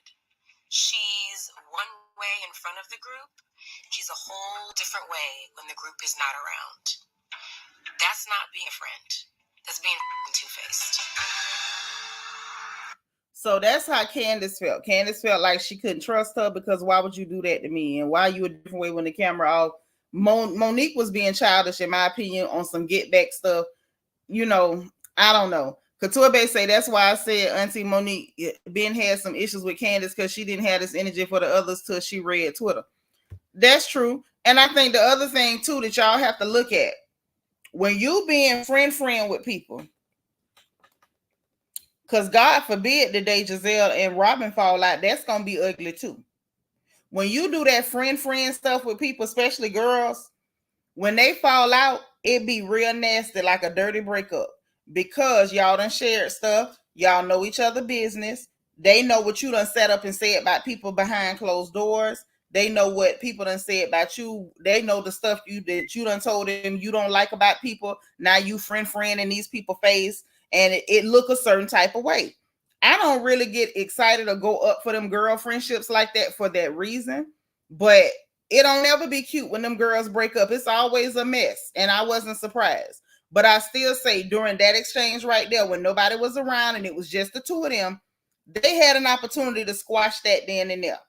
Monique had an opportunity to say, yeah, girl, that was petty of me. I did kind of feel like I was getting my lick back because of what you did or whatever, but I didn't think it was going to go that bad or whatever like that. Candiace had already apologized at the table for not giving her the heads up that Big Reese was going to be there. What I'm saying is at that point, both of them could have stopped it right there, and they did not. They both chose to go forward with the bull crap. But let's keep going. The next recording, according to the notebook, the next recording was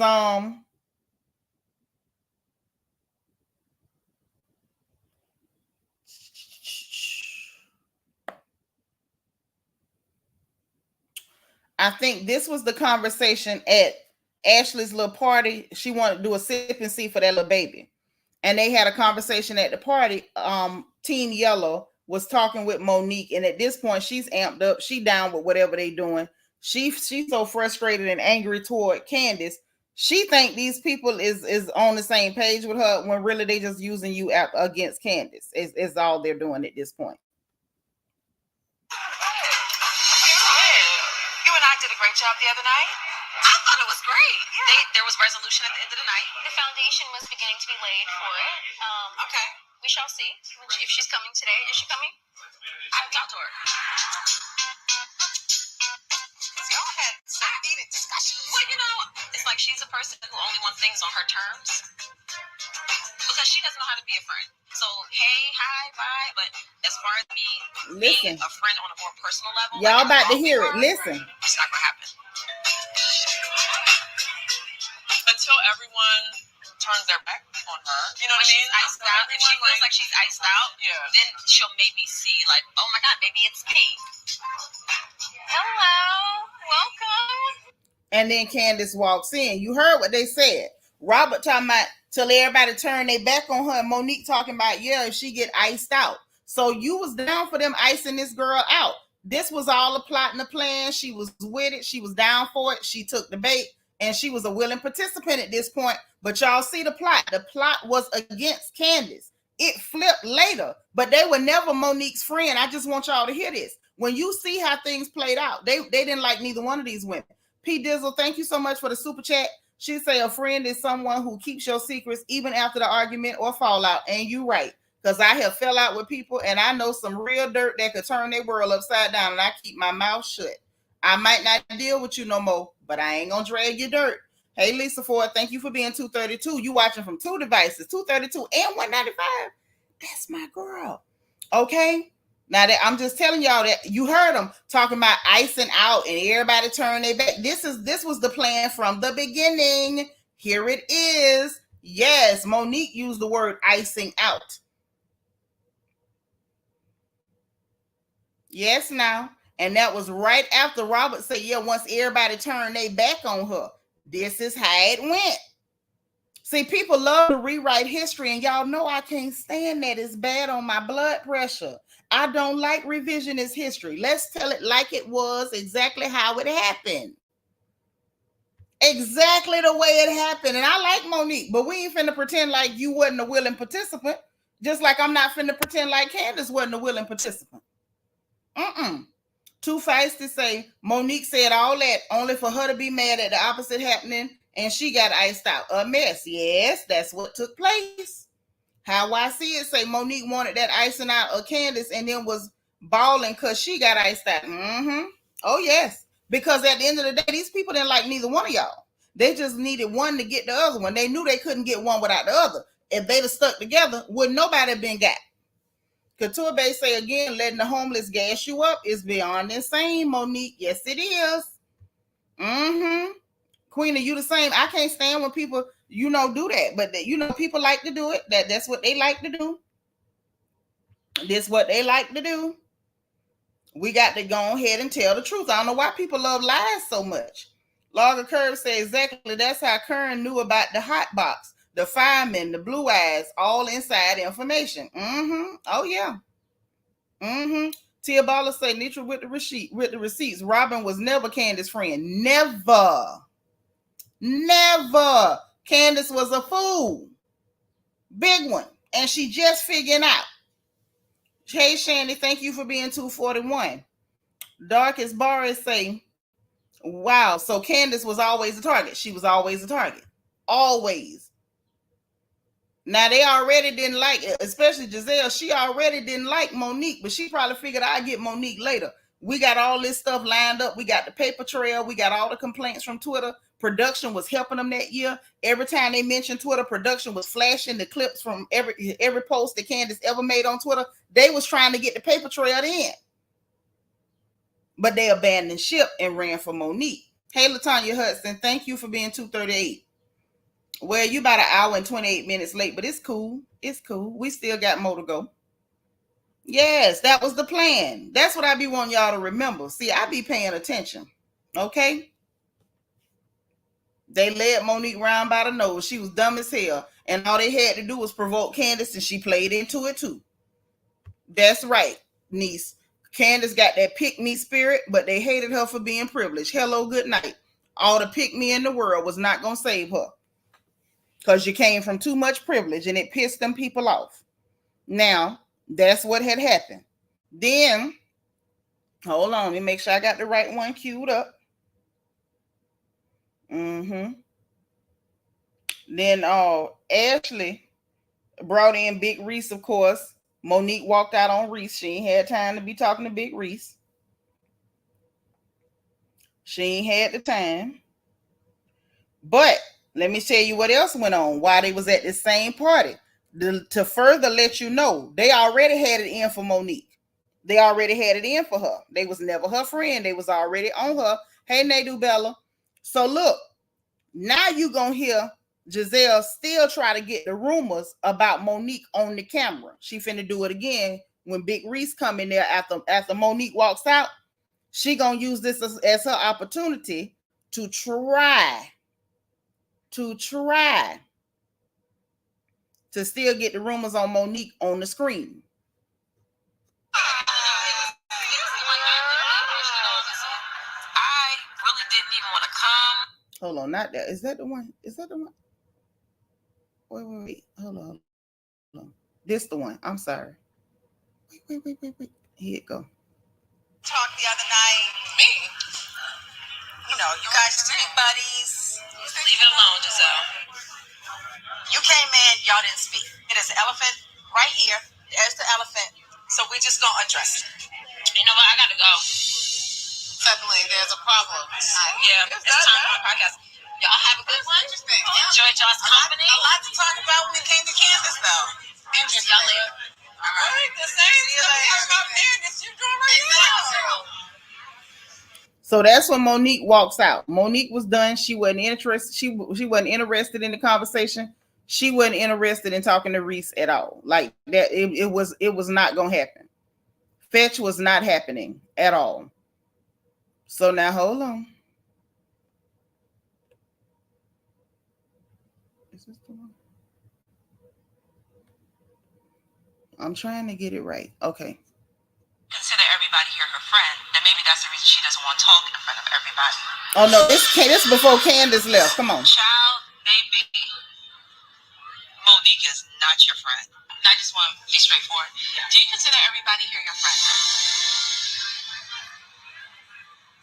That's a good question. I don't know that I do anymore. I'm loyal to you. That's just the type of friend I am. Very likely, that's what I was doing. I've not said anything disrespectful to her. I've not laughed about her. You are behaving in a very entitled way. I laughed at her about making fun and saying that it's her mom's house. I've not done any of those things to her. I've done nothing but be loyal to her and look out. And I don't know what it is. I don't know if it's because you and Gizelle are friends now. You need somebody else to fight with. You need somebody to fight with. Somebody to fight. You know what? I'm cute. Oh, okay, all right. I'm not doing this. So this was before I had them in the wrong order. That was before Monique. This was before Monique walked out, because this is when Candiace walked out. When Candiace was like, "Oh, you got Gizelle in your ear, so that's why we got this problem going on," or whatever like that. And then of a truth, Monique then goes, "Well, oh, it's Ashley. It's not you this year, because last time she was mad because Monique started being buddy with Ashley." Okay. So hold on, because there's more. So after she walks out, then Monique walks out because Gizelle tried to make them tried to make her talk to Sharice, because she wanted to get that rumor on the screen. But there's more.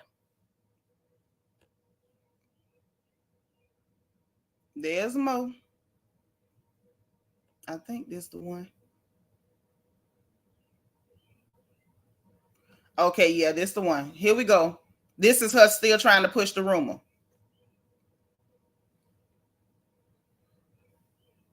Maybe it's from her friends or nothing that could have happened with friends. Sharice and Monique made it known to everyone they had a little sister, big sister relationship, but they fell out. And it coincides with the rumors that broke about Monique and her trainer or her side piece or her screwing buddy. See?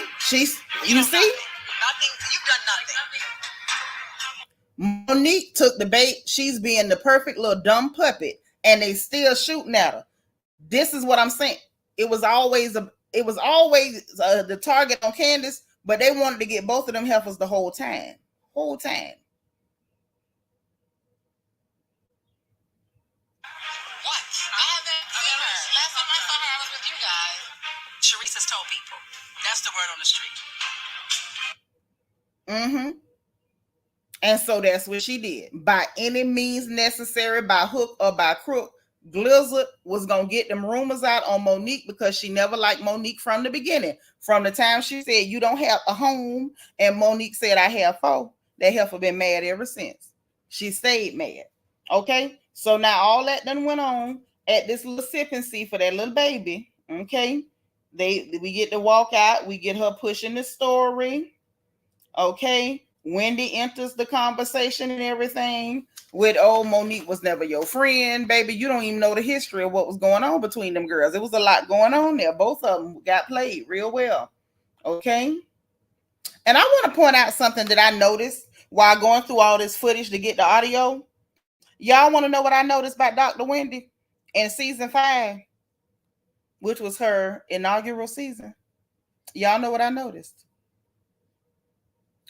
I noticed that Dr. Wendy wore a see-through blouse to the party for Ashley, the getting out the house party. You can see her Brazil under it. I'm not saying she looked bad. I thought she looked cute, actually, except for that foundation that was, really atrocious. But she fixed it, so I'm gonna let it go. And I'm gonna get to my point because I got a point. Hey, Naomi's lifestyle. So she had on a see-through blouse where we could see her brassiere. And later in one of the other episodes, when she showed up to Karen's housewarming, her going back to Potomac, okay, that party, Wendy had on this asymmetrical blazer one side, bustier on the other side. I mean, cleavage out, all this stuff. I mean, the skin was skinning. The skin was skinning.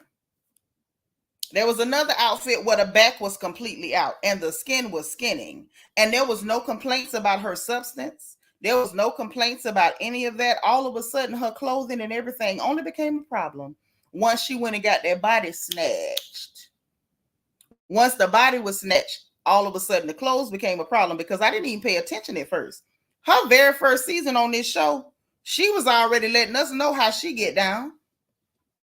The body was struggling, but the clothing never did. Hey, Tom G, I just wanted to point that out since I had to dig through footage so we could do this. I figured I'd go ahead and drop it on you. That's how it happened. Okay. Now let's get back to where we was at. Okay. Now,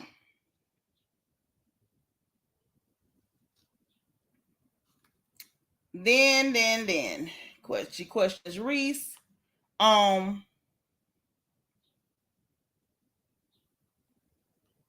We get a moment also in this season where Candiace pulls Ashley out privately. Her and Gizelle to privately talk to her about her nasty husband while they was up at Monique's lake house.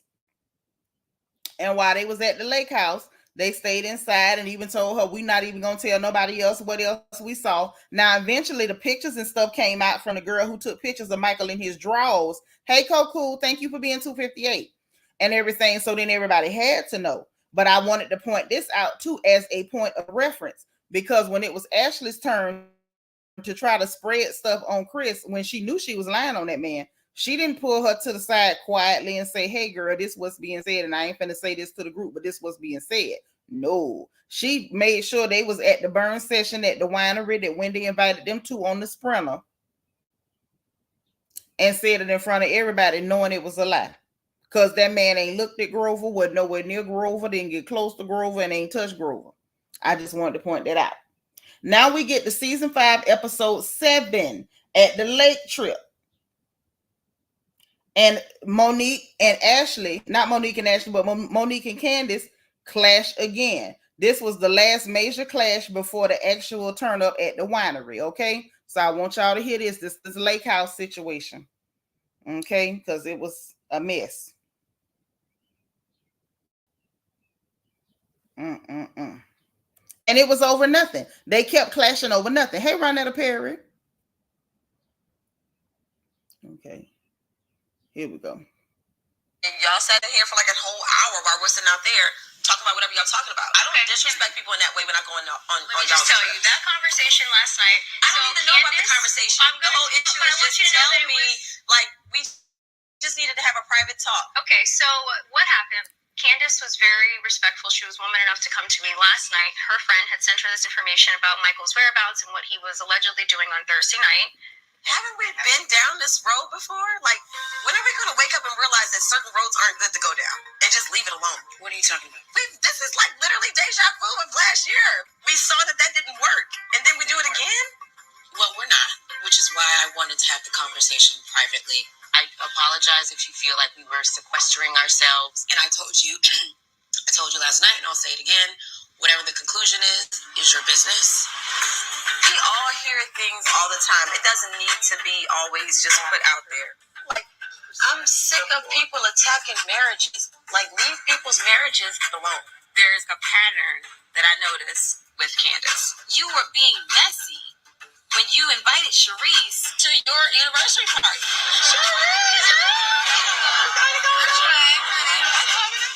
Who was clearly coming after my family and my marriage. The word on the street is Monique and her trainer a wee bit too close for comfort. And Big Boy found out. And Sharice has told people. When did Candiace and Sharice become cool? I have no idea. Why would she do that to you? Stay out of people's marriages. Mind your own. I don't think anyone should come down on Candiace for bringing it up, for talking about it. When people receive information like that, sometimes it can be stressful, and it's an uncomfortable position for the messenger or the receiver to be in. And she could have been. Okay, so it was really over nothing. I feel like at this point, Monique was gonna have a problem with whatever Candiace did. I saw somebody say Candiace was kind of avoiding Monique. She really was. And furthermore, with this whole situation, production was helping Gizelle go after Monique too and her family, because production kept playing the clip of Gizelle talking about, oh, she's with the trainer and Big Boy found out. She's with the trainer and Big Boy found out. Production, Eric Fuller and them, his nasty tail, he was already helping Gizelle. He was already in the pocket. He was already in the pocket. I'm just saying. I just want y'all to see it. Child George's up here with the truth. I'm trying to catch it. Monique expected Candiace to be a better friend to her than she was being to Candiace. Looks that way to me. Say she didn't blast the info in front of the group. No, she didn't. No, she didn't. Now, this is what happened now. This is how it went. Girl, we're not talking about Nail Nickel. Don't nobody care nothing about Nail Nickel. We talking about these heifers and what happened in season 5, because that's what came up in part 3 of that reunion, that Candiace finally done figured out that Gizelle was not taking up for you. Gizelle wanted to get Monique because she ain't like Monique. So we gathering the proof now. This is what happened. Okay, so now we get a little bit of what went on at this winery leading up to this altercation that blew everything all the way out of proportion. It blew so many things out of proportion. So go ahead, get ready. Let's listen in, child. You're mature women, like you about it. Marriage isn't easy. All right, so thank y'all for coming out. I love you guys. After you had some wine, I love you. That's what it takes. After some wine. Are you guys good? You guys are good since the lake house. Yeah, where we are. Now, see, everybody was happy, laughing, whatever Candiace said, I love you guys. I think that was Karen that was like, yeah, after some wine, still lighthearted. And Ashley Forehead came to redirect the conversation back to make it about Candiace and Monique. She wasn't gonna let it go. They came in with a plan. We're gonna make this about Candiace and Monique. It don't matter how cool you are, here it go. And Anna, hold on, Anna dropping jewels now.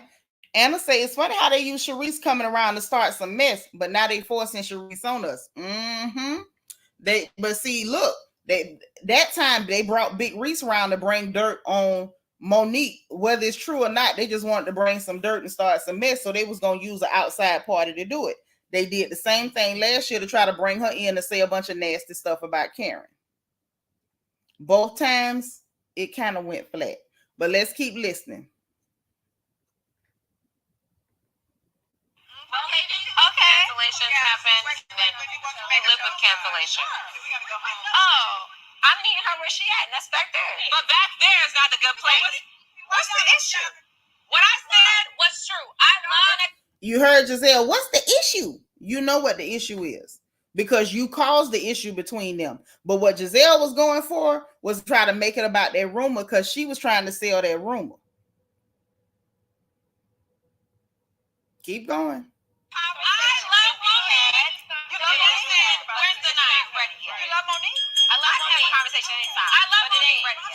Even when Monique pretends to be asleep, when I'm about to leave, when I pretend to be asleep, I'm always awake. I'm always woke. But you was asleep. I'm always woke. You was asleep though.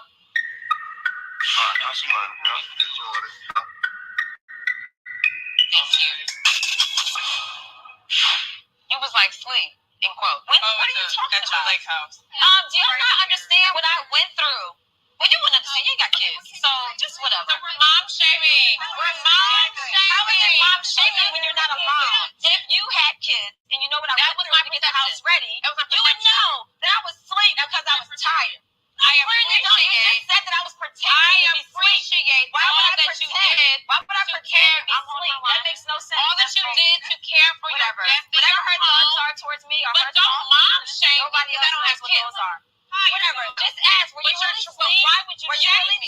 Obviously, your issues are bigger than Obviously, it's no issue. It is what it is. It's about not having a conversation with somebody that can't have a conversation.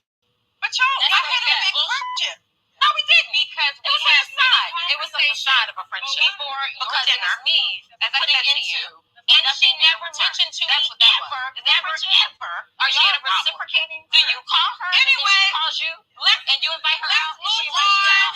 No, she doesn't because she's never, sorry. Okay, no. Because she's never, ever in life said you never, I'll talk to you. Yes, you never acted like you had a problem. It wasn't until after we had a conversation.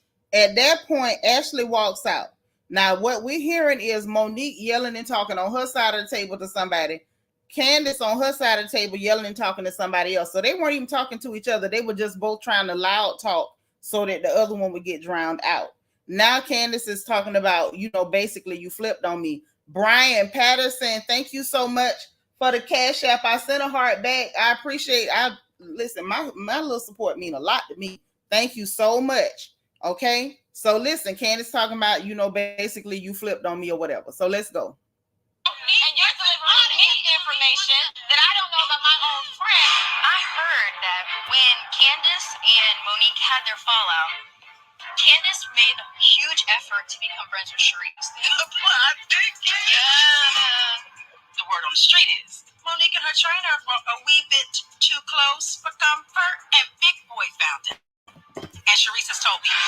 I'm sure that Eric Fuller playing the clip of her saying it again. This is why I'm saying Eric Fuller is just as much a part of this as Team Yellow. He absolutely is aiding and abetting Team Yellow in their crimes, because why would he play that clip that many times? Okay, in the middle of this scene, he's steady playing that clip. What does that have to do with these two girls fighting? When they literally is up here fighting because you put a battery in one of their backs to tell them that the other one girl don't make up with her. She really not your friend. When y'all had a problem, she ran and made friends with somebody who was talking about your family and lying on you. Because we all know that Monique's trailer was a homosexual. So she clearly wasn't sleeping with him. So Gizelle just wanted to get that out there, and Eric Fuller was helping her by continuing to play her say that over and over and over and over and over. Let's keep going. all be exposed and revealed. Yes, child. Candiace and Monique come for each other's neck. Has everything to do with Reese. Everything to do with the trainer. Monique wants to. Oh my God! I'm gonna twirl around and do all of that because go ahead and twirl around. Keep spinning. You're not my friend. We'll throw you $100 in a second. Girl, I'm bored. I'm bored. I'm bored watching. I'm spinning around. Come on, leopard. I'm over there. Leopard. She a pet. Go ahead. Keep spinning. It's more than you, girl. And I'm sweet because I'm bored. Go ahead. That don't make no damn sense. And like nothing. You don't want to you can go on. Get some rubber chips. Get your hands on my face. Put your hands on my face. Put your hands on my face. You want me to? You want me to? You want me to? You want me to?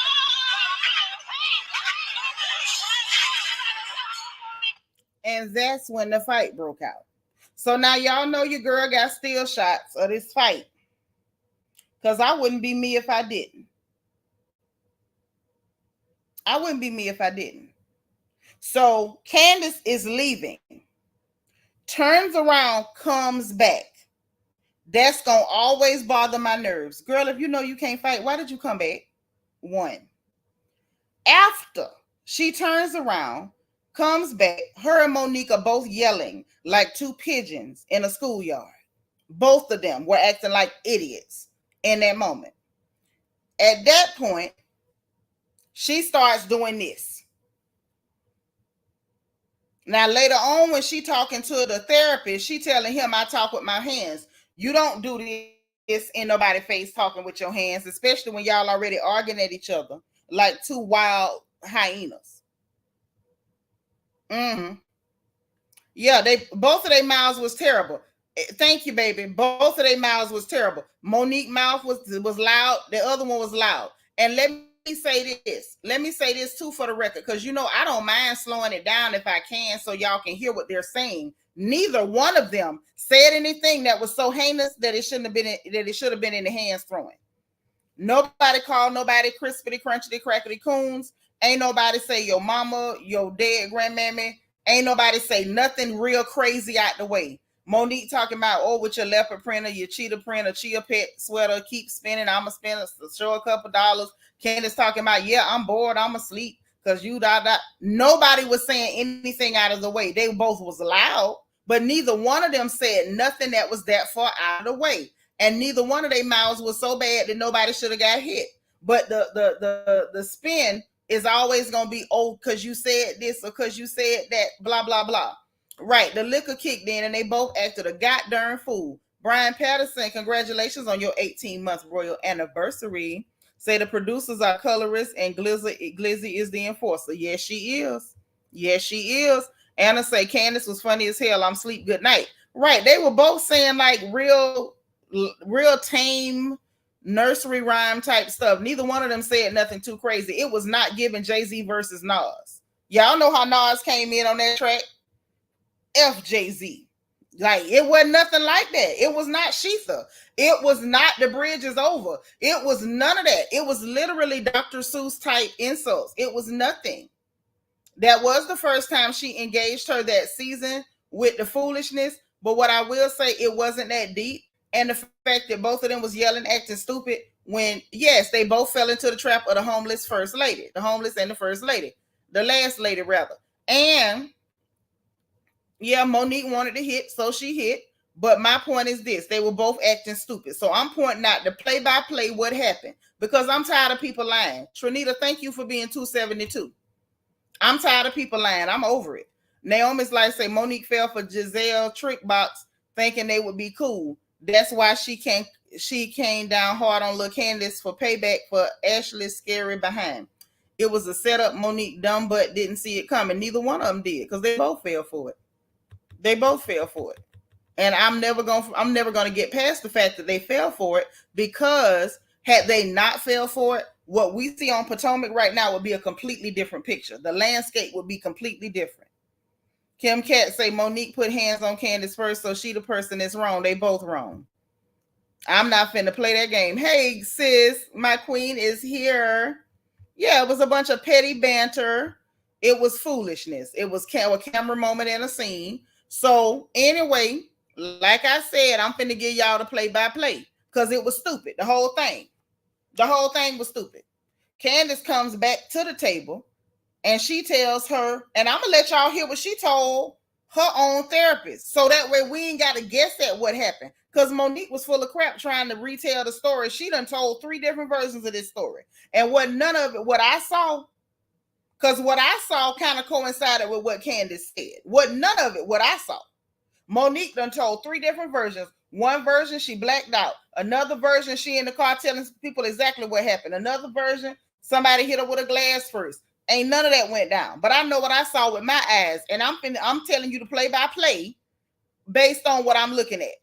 Candiace came back after saying goodnight. She closed space to go back over there to argue. Hey, Mo Better Flower Petal. To argue like a pigeon in the schoolyard. Like I said, her and Monique both head shaking, clucking like chickens. Candiace doing this. Monique already mad, so she wanted to be mad. Took it on herself to say, get your hand out my face. Mind you, at that point, Candiace had room to say, well, you know what? I'm going to still tell you off, but no problem. I'll move my hand, but I'm going to still tell you off. She going to keep going and say, you going to drag me? Why the hell would you say that and you know you can't fight? Still, it hadn't gone too far. Monique take it on herself to go flipping this girl weave. What you flipping her weave for? What you flipping her weave for? You wanted to punch her. I know that's what you wanted to do. And you didn't want to punch her just because she was doing this in your face, Monique. you wanted to punch her because you fully believed the story that she went and made friends with somebody who was lying on you and trying to tear up your household. That's why you wanted to punch her in the face. And I really could have took Monique better if she'd have just said, girl, basically, I beat your tail because you supposed to be my friend and we was close and blase squaze, and you took it on yourself to go and make friends with somebody that was sitting up lying on me trying to cause problems in my house. Now, I could have took her a little bit better had she just called it what it was. So you flipping this girl weave. She reached over. She say she grabbed Monique's vest. No, ma'am. You didn't. She didn't just pull it or flip it. She grabbed that girl vest. But the first lick, everybody want to holler that the first lick was thrown by Monique. I submit to you that that is a lie.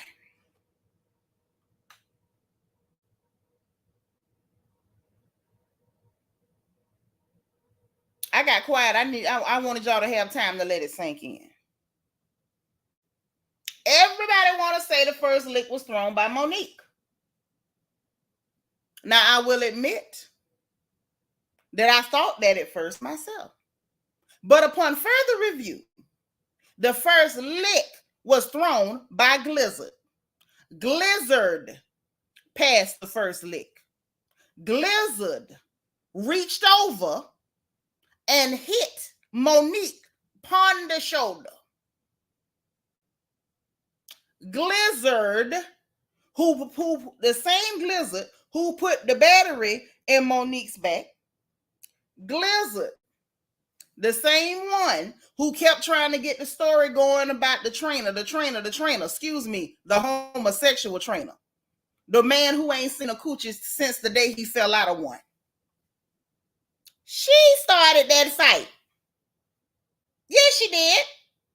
Glizzard. Okay, y'all gonna make me freeze on it. Hold on. Let me get into it. Y'all hold on. You know my eyes bad. I got to hit pause at that moment where y'all can see it. Hold on. Because I was trying to get the still shot and I couldn't get it to be still.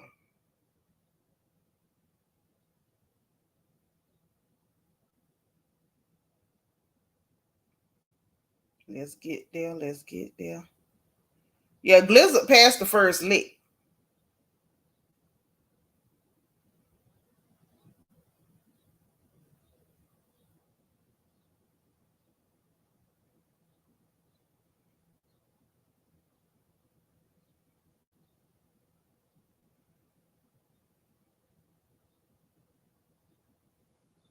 One second, y'all. I'm going slow. And I'm controlling the tape so I can stop it.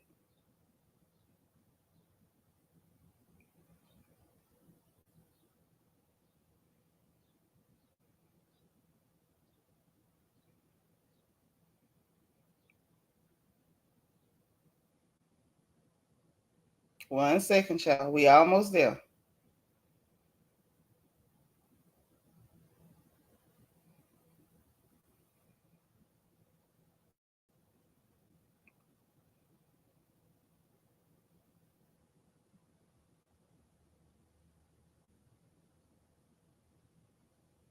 I can't make it stop. Well, y'all just gonna have to go back and look at the footage. While they was arguing and yelling in each other's face, Monique flips the hair. Candiace reached and grabbed her vest. But before we seen Monique's hand come over hand and grab that girl weave and bam her head down, it was like a split second. Gizelle reached over and hit that girl's shoulder. That's who struck the lick. And as soon as that lick got struck, Monique went, wow. It was fast. It was a real quick, just like that. P. Dizzle say, thank you for the super chat. Say, I like the forensics. I'm floored. Your mouth open. I'm just saying. So y'all remember, okay, Glizzard hit Monique. Monique thought it was Candiace, and that's when it got crazy. I personally, yep. But see, this is the thing. I personally believe had Glizzard not reached over there and hit that girl's shoulder, they probably wouldn't have never fought. It probably would have stayed at neck twirling and wig flipping and child and girl and twirling around. I believe it would have stopped right there. It would have stopped right there. Gizelle was literally in the middle, like they was on the playground playing baddest man hit my hand. That's what she did. You know, okay, maybe it's just a Florida thing. When we were kids, if you was arguing and y'all both selling wolf tickets, you know, if you old enough, you know the term wolf tickets or woofing, okay? I'm going to bust your head. I'm going to beat your tail. I'm going to bust your head. I'm going to do this. I'm going to do that. Somebody will walk in the middle who will get tired of y'all arguing and put their hand out and say, baddest man hit my hand, to make y'all stop arguing and get the scrapping. And the way the game used to go when we was churning, the first person to hit the man in the middle could haul off and hit the other person, and then y'all had to get the fighting because now lick done been passed. That's what she did. I'm just saying. So hold on. We got more tape. So after that, because we got to get into the aftermath, okay? Hey, my big woman life, girl, listen, we have to break it down because people be lying and pretending like they don't remember what happened. So hold on. After that, they back, you know, this is all the aftermath of the foolishness. After Monique showed up there, the rest up, they kept showing out. But her and Candiace, y'all done already embarrassed yourselves. Candiace over there looking like Money Mike when he was running from Damon on Friday after next. They look, not Friday after next, but next Friday. Looking crazy, looking like a chihuahua that just fought a pit bull. It was insane. So these are the ones that came after. This is the stuff that came after, including the situation over at Karen's house where they talking to Monique, and you see the energy toward them. And I want y'all to pay attention to what's being said, okay? Stupid bitch. Talk all that mess.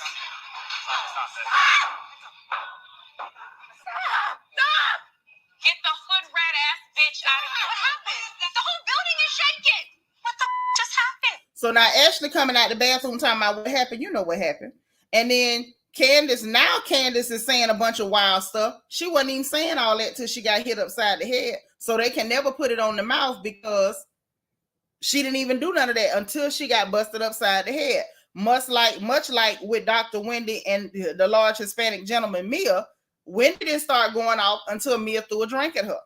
Okay, but I digress. Let's keep going. So I want y'all to hear everything that happens after, and then we're going to get into what we hear come out of people's mouths, okay? Is my wig on? Yeah, you're on. The hood rat came out. Where's Monique?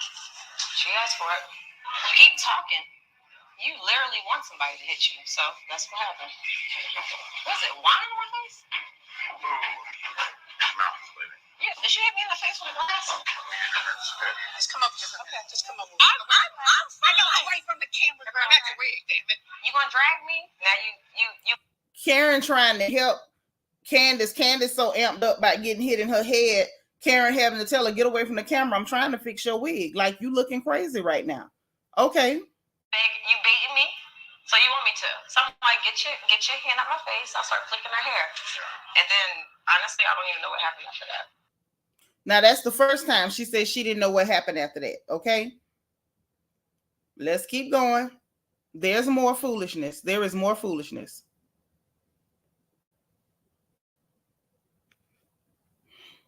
They really were embarrassing. Okay. So this is getting to the, I think this is where they go over to Karen's house, and it's a couple of little small conversations there. So y'all can hear how bad this gets. And all this posturing about we as Black women and what we don't tolerate and what we don't deal with and what's not going to happen. And okay, let's go. Where would that come from? Now, we know that none of us said anything to anybody. So now they're talking about the story getting to the blogs about Candiace hitting her with a glass. And it's real funny. I want y'all to pay attention to who's talking. We hear Robert talking about who leaked something to a blog. Who got accused of leaking stuff to the blog? Not just accused. Who was there proof of leaking stuff to blogs just this year? Wasn't that Robert? And now she talking about Monique leaking stuff to blogs. Let's go. Other people in the barn, though. How do you know that someone else wasn't there and didn't decide to try to? Nothing happened. This happened on Wednesday. There was nothing in publicly put out there Wednesday, Thursday, Friday. Now, like this weekend. It does. Wow. It does. They wouldn't wait. It upsets me today to think about it. No one should put their hands on anyone. The moment you put your hands on somebody, that's when you draw the narrative. The black women continue to be angry and violent. That's a problem. Every day, I'm on the front lines fighting. Wendy, we got you in your posturing, baby. And let me get this comment read here. Sasha is right, y'all. Sasha says she just looked it up on YouTube on slow motion. Thank you for finding somebody who could make the slow motion video. TT don't know how to do that one, baby. And you so right. Monique flipped her hair twice and Gizelle pushed her shoulder. Side note, the way Wendy managed to keep her head on sent me. Yes, she did it before Cam Newton. Cam got the credit on the history books, but Wendy did it first. Yes. Mind you, Cam was the first one to wear the sorting hat from Hogwarts and beat up 3 people. Wendy was the first woman or the first person to keep a head on in a violent altercation while trying to break up a fight. So those are 2 different things. Okay. Hey, Confessions of a Reality Queen. Okay. So that's what had happened. Now here go the rest of these conversations of this posturing and what we don't tolerate now. The stereotype. And if Who did that? Hold on. Did I cut that show? I must have. That was her talking about the stereotype, and in 5 minutes, Monique took that away. I don't know how I cut that. Okay. able to hold ourselves above the stereotype. And in 5 minutes, she took it away. That's not okay. This is an awful role model for Black women, for her daughter. Do we hold men to the same standard? Do we say the same thing? This is a representation of a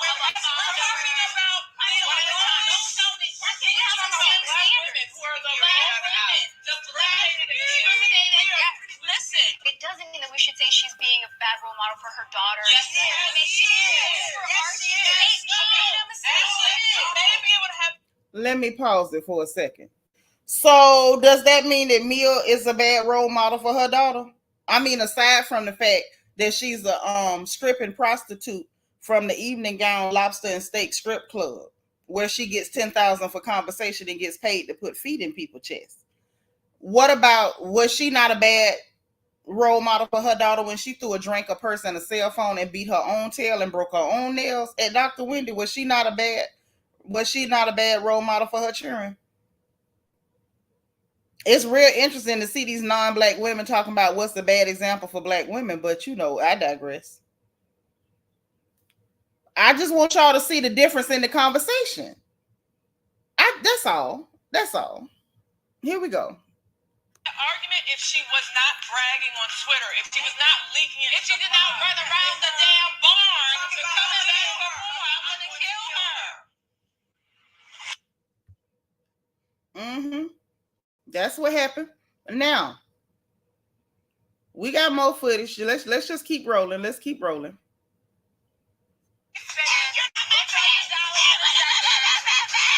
So at this point now you're engaging. This is Candiace at the therapist. Yes. The only reason I included this, this one is because I want y'all to hear when Candiace tells her version of what took place. It's basically the same thing I saw, except for the fact that she didn't realize that Glizzard was the one who hit Monique that got your behind beat. Let's go. But it's more of a girl, I'm over you. At one point, she says, "Get your hands out of my face." Were your hands in her face? They were not. They were. My hands. That's my only problem with that. And production did go back and play it and show it. Candiace, you lied, baby. You were putting your hand in her face. You were. Okay? Yes, Kane TV. They involved her daughter in the conversation. Ain't that nasty? But can't nobody roll their eyes when she talking about hers, but you can bring up other people churn. Okay, let's go. So when she said, face, I said, "Are you going to drag me?" You put your hands on face first. You want to drag me too? She reaches across the table and like does this to my hair. You want to drag me too? Okay. Do you want me to? So I reached back across and I did this to her vest. And see, production zoomed in. You did not say, okay, at that moment, she tells the therapist, I did this, like she popped her vest. But that's not what you did, okay? On the freeze frame, because see, film don't lie.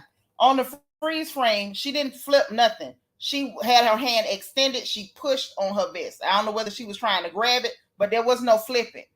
There was no flipping. Okay? That's why I say they both wrong and both of them got the tendency to lie. So that's why we're going back through the footage. Okay? Let's keep going. She reaches back across and pulls me by my hair down onto the table and starts punching me in the top of my head. And now I don't feel so. Oh, y'all please thank Auntie Eva for gifting 5 memberships, sis. That's what's up.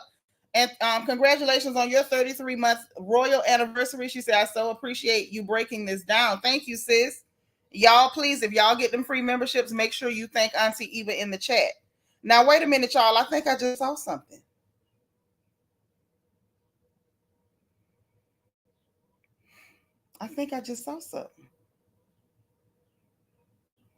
Wait a minute. Hold up. Wait a minute. Wait.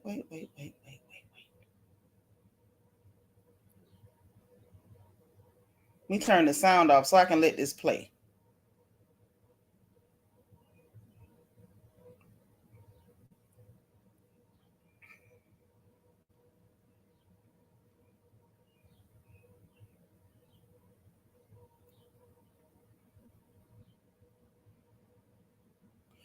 Okay, so I did see that right. Y'all, when Monique reached and grabbed for that girl head, I was always under the impression that the drink was thrown or that liquor went to flying because Candiace's head was down and maybe the drink was still in her hand. I did see her doing this at one point, but I think she was just trying to get that girl off the back of her head, right? Okay. But no, on the slowdown, I see wine being thrown from the same side of the table that Monique was on before Candiace's head even went down. I'm just pointing it out. I'm sorry. Y'all know how I am. I'm real funny about details. The details matter to me. Okay. I don't know if they matter to nobody else, but they matter to me. Here's some more of this aftermath with them talking to Monique. Monique comes over to Karen's house. I want you to hear some of their dynamic stances on violence during this time. And then we're going to hear something a little bit different. Oh, how you doing? Good, how are you? Hi. First of all, thank you for allowing us to have this get together at the house. Place to do it. I talked to Karen and I was just like, I just kind of want to get the ladies together and just, talk to y'all because I don't want there to be any like weird tension or, and not even explain myself because there is no explanation behind what happened. I'm not here to bash Candiace or even talk about her. I just want to talk about myself. And what y'all saw is not who I am.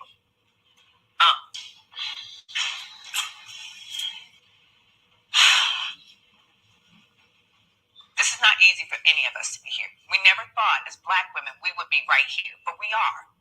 So everyone wants to hear you out. Listen is all that I ask.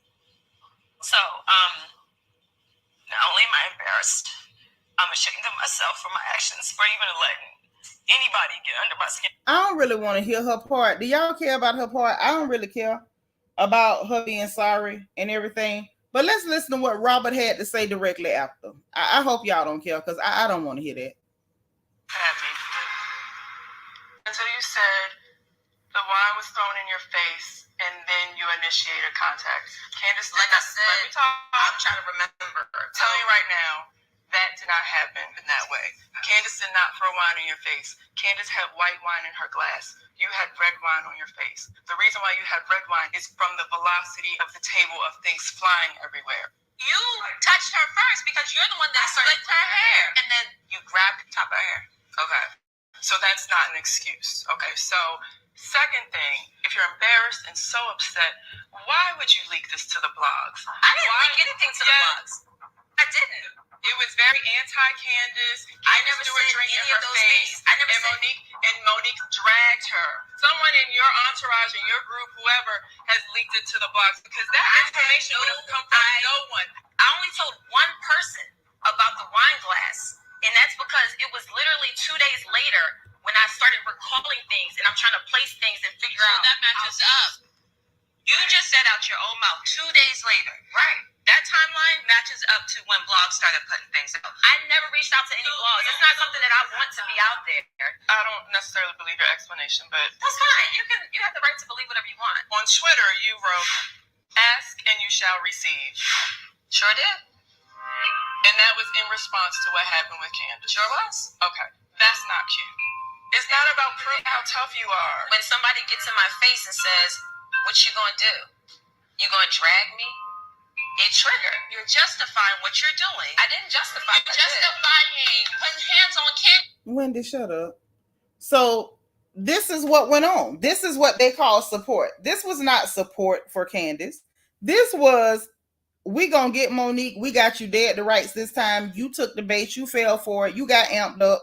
Gizelle pushed your shoulder. You ain't know who pushed you, and you started fighting. Period. Point blank. You fell for this. So now, fast forward. We're gonna go all the way to season 7. All the way to season 7. Matter of fact, no. I'm wrong. I'm saying the wrong thing, and y'all letting me say the wrong thing. We ain't going to season 7 yet. You know why? Because we're going to go to season 6 reunion first. You know why we're going to go to season 6 reunion first? The reason we're going to go to season 6 reunion first is because I want y'all to hear what Gizelle said to Candiace about how it's okay to be hit when you're talking. Because I thought that was a real interesting thing to be saying to somebody. I felt like it was. I felt like, out of everything that you could say to somebody, is that really where we're going to go? This is where we're going.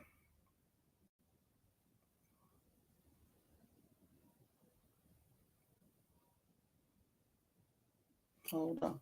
I got more than one device over here because I want y'all to hear this. Like I said, all of this stuff is on tape, which is why it's just unbelievable to me that somebody could be that comfortable lying when you know everything is on tape. It's not that you don't know it's on tape. You know it's on tape. And you're comfortable lying. You're comfortable flip-flopping and saying one thing 1 minute and something else a whole different minute. Like, what are we doing? This lady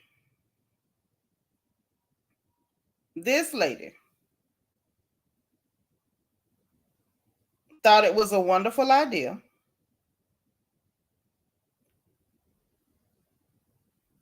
to be on this platform, and this is what she's doing. Hold on.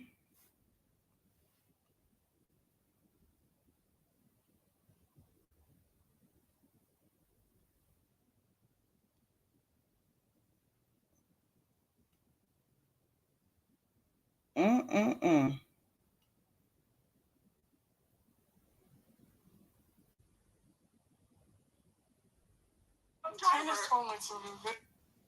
Mm-mm.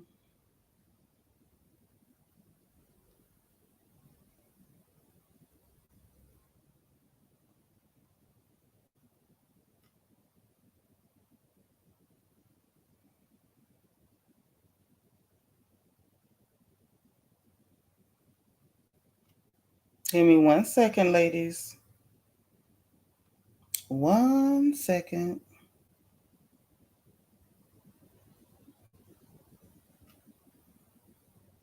And I know I saved it. That's why I'm mad at myself, because I know I saved it. And I don't know.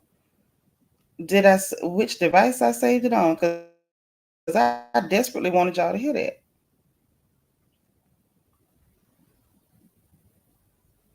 Let's go back. Things coming out your mouth. If I want to respond verbally, And Listen. I did not feel like your actions towards her were justifiable. what actions? Let's go back. Things coming out your mouth. If I want to respond verbally, hello, welcome to the stage. That's what we do. How do you think? Can I ask you a verbally. question? How's that working for you? Honestly. How is what we're Listen to him now.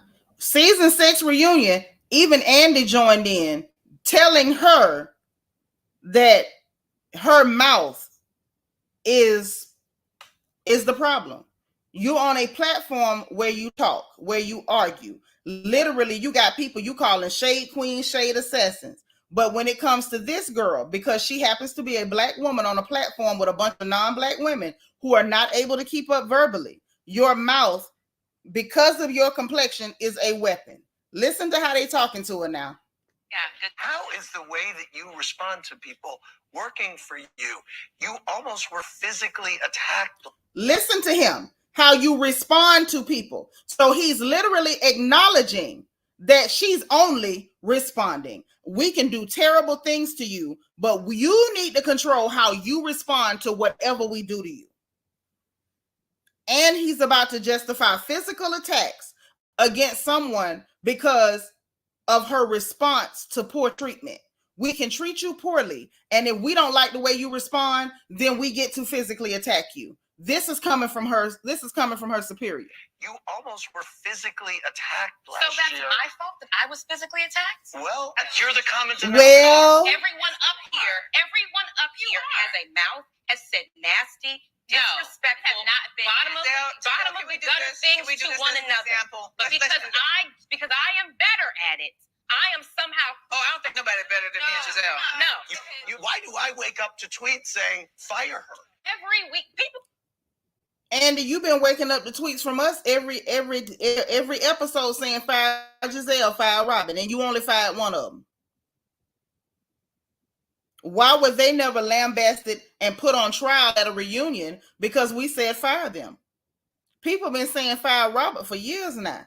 And the last couple years for sure been saying fire Gizelle. And I've been seeing a whole lot of fire Ashley. So why would they never put on trial based on the response from the public?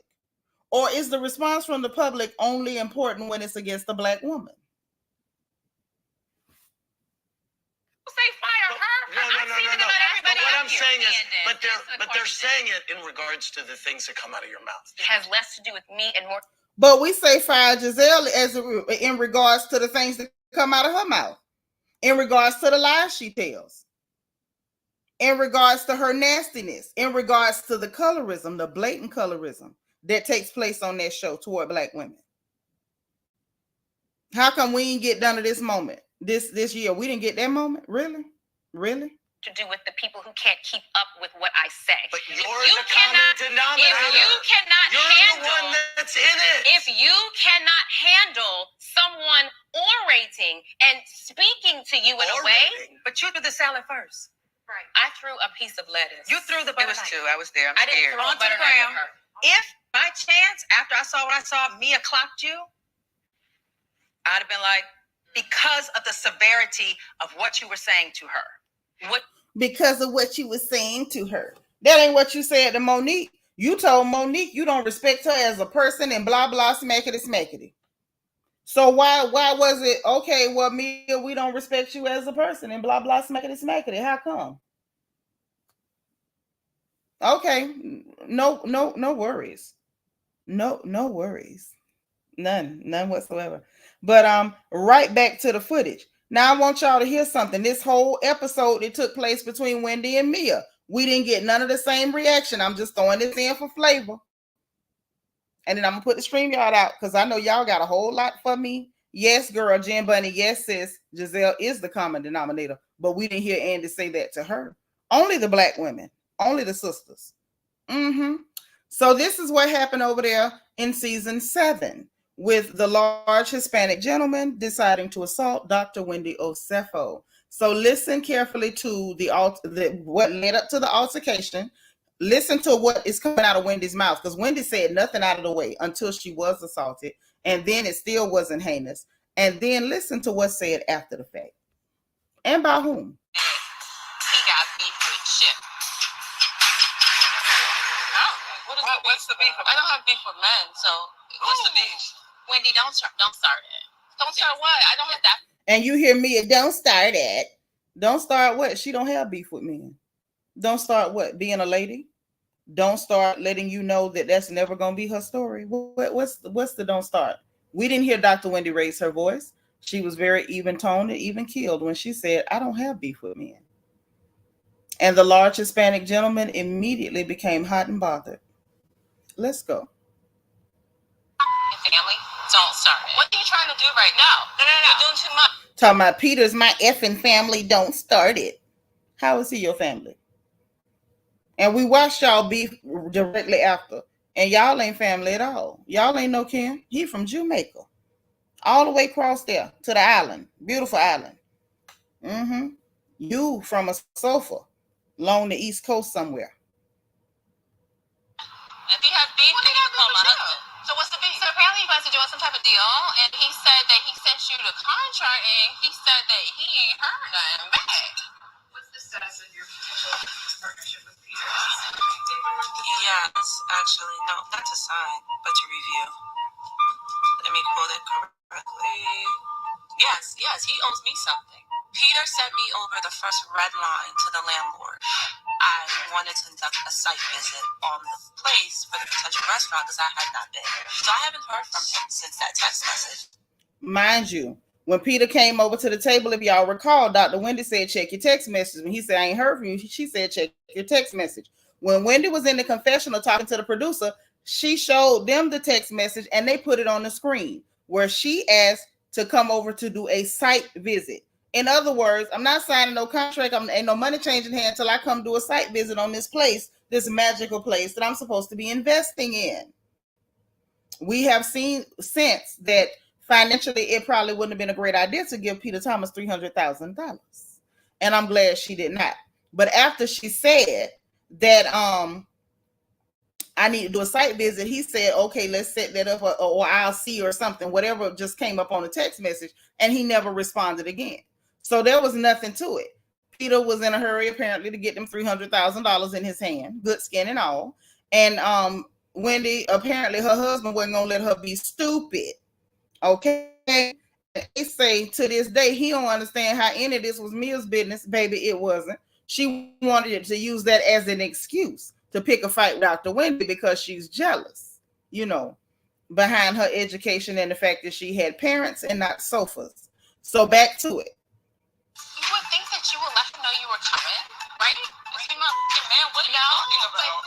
What? You're opening up his opportunity for you to learn, study, and be a mentee. That makes sense. Right? The only man I let know that I'm coming into town is my husband. I don't owe him that. I don't owe him no feelings in business. Sweetie, maybe you talk to other men like that, but I don't do. I don't know what you talk to all men, okay? I'm the only black female at the boardroom table. I'm the only black female that's a professor at Johns Hopkins, and I'm the youngest professor. Y'all, this boardroom table is taking me out when we know you was just in charge of marketing, baby. You wasn't in no boardroom.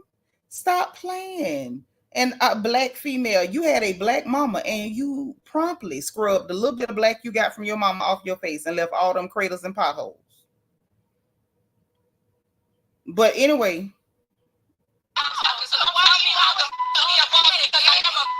You understand that? She doesn't even want to hear it. No, right? Because you're talking to me about a man that's not my husband. Why would I get it's business? Why are you talking about your husband? So what is it? How do you married? Because it ain't got nothing to do with business. Y'all see, Mia is the one getting escalated because Wendy told her, I'm not checking in with no man. I'm not checking in with no man. Peter sat back there and put something in your head and told you if she came to my city, to my restaurant, Negro, Miami ain't your city. Florida ain't your state. You ain't no Florida boy. Stop playing. Now, if you was born on the island, you went from that island to New York. Florida ain't your city. Ain't now Florida, ain't now city in Florida your city. Just like we ain't got now nickel, you ain't got now city in the state of Florida. That's one. Number two, Wendy was right. What the hell she look like checking in with a man because I'm coming to Miami. He don't own Miami and he ain't got no relationship with her. Mia hollering by, it's business. No, Mia was actually getting excited because she thought she was going to get a moment with Wendy, and Wendy was dismissing her and shutting her down like she always do. And that's why she was getting elevated, because Wendy was letting her know, girl, me coming down here with y'all, that ain't got nothing to do with no business with him. So why would I be checking in with a man that don't belong to me? It don't make no sense. But listen, Mia gets excited, and then we're going to get to what happens. And then I want y'all to hear what happens after, okay? Tell me what to do. Don't tell me that. Maybe that's how you and your husband play. How me and my husband play. We don't play like that. Period. That's all she said. Me and my husband don't play like that. I don't know how you and your husband play, but me and my husband don't play like that. So at this point, we hear Dr. Wendy establishing her boundary. Me and my husband don't play like that. He wouldn't be checking in with no woman, and I ain't checking in with no man. Period. And then the violence ensues. So confused. You know what? Me, I need to call some guy and tell him I'm coming to town. I'm not in town for business. And she said, I'm not in town for business.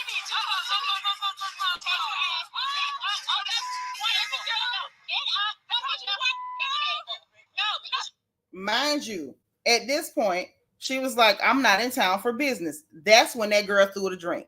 She didn't call out her name. She didn't call her husband out her name. There was nothing going on. Mia just threw a drink. At that point, she yelled, get up from the table. Get up from the table. She get up from where? Get up from who? And then Mia standing up with her huge self, prancing around, acting like a caged animal. This is what's going on. Okay? Right. That is when that large Hispanic gentleman got angry. That is exactly when it happened. And she should have called Miami-Dade police and had that thing arrested.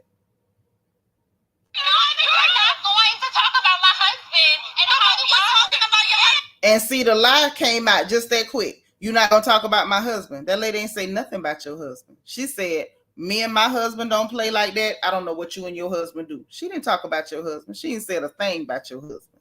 She was lying. Lying.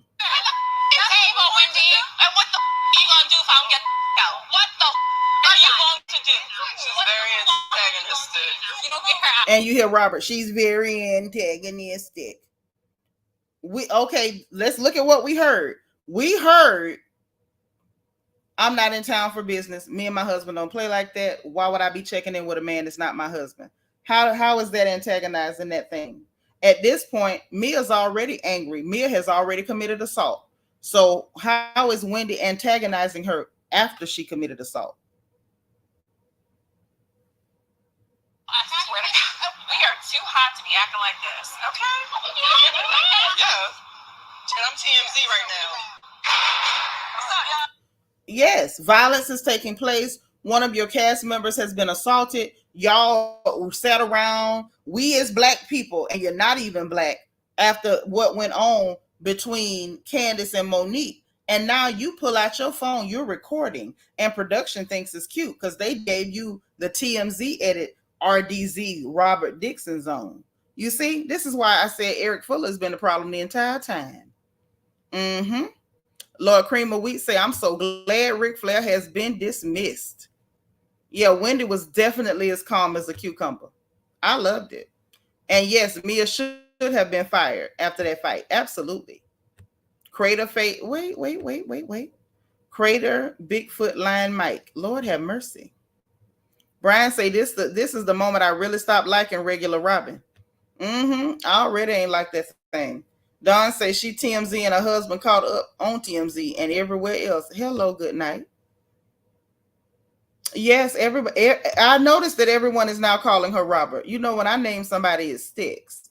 Sasha C says Candiace was not even there to help defend her. Wendy was literally on her own that night. I felt so bad. Ashley came through in the clutch a little bit. She did. Miss Nicole, hey girl, said that Mia hit her with the purse. Yes, that came later. It's coming, baby. I am redeemed. Thank you so much for the super chat, sis.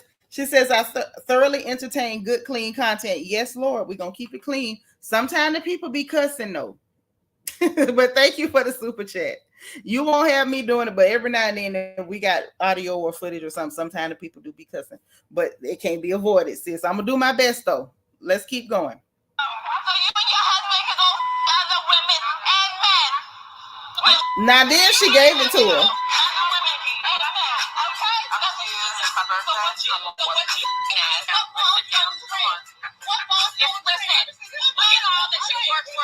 Is it worth that? Because you want to throw a drink. You're such a boss. What boss don't drink? It's not worth it. You know who's gonna fight you? You're baiting and you're being antagonistic. If you don't want. And it's so funny. Wendy was laughing at her like, "Oh, you thought I was gonna fight you?" And we still got Robin in the background yelling, "You're baiting. You're being antagonistic."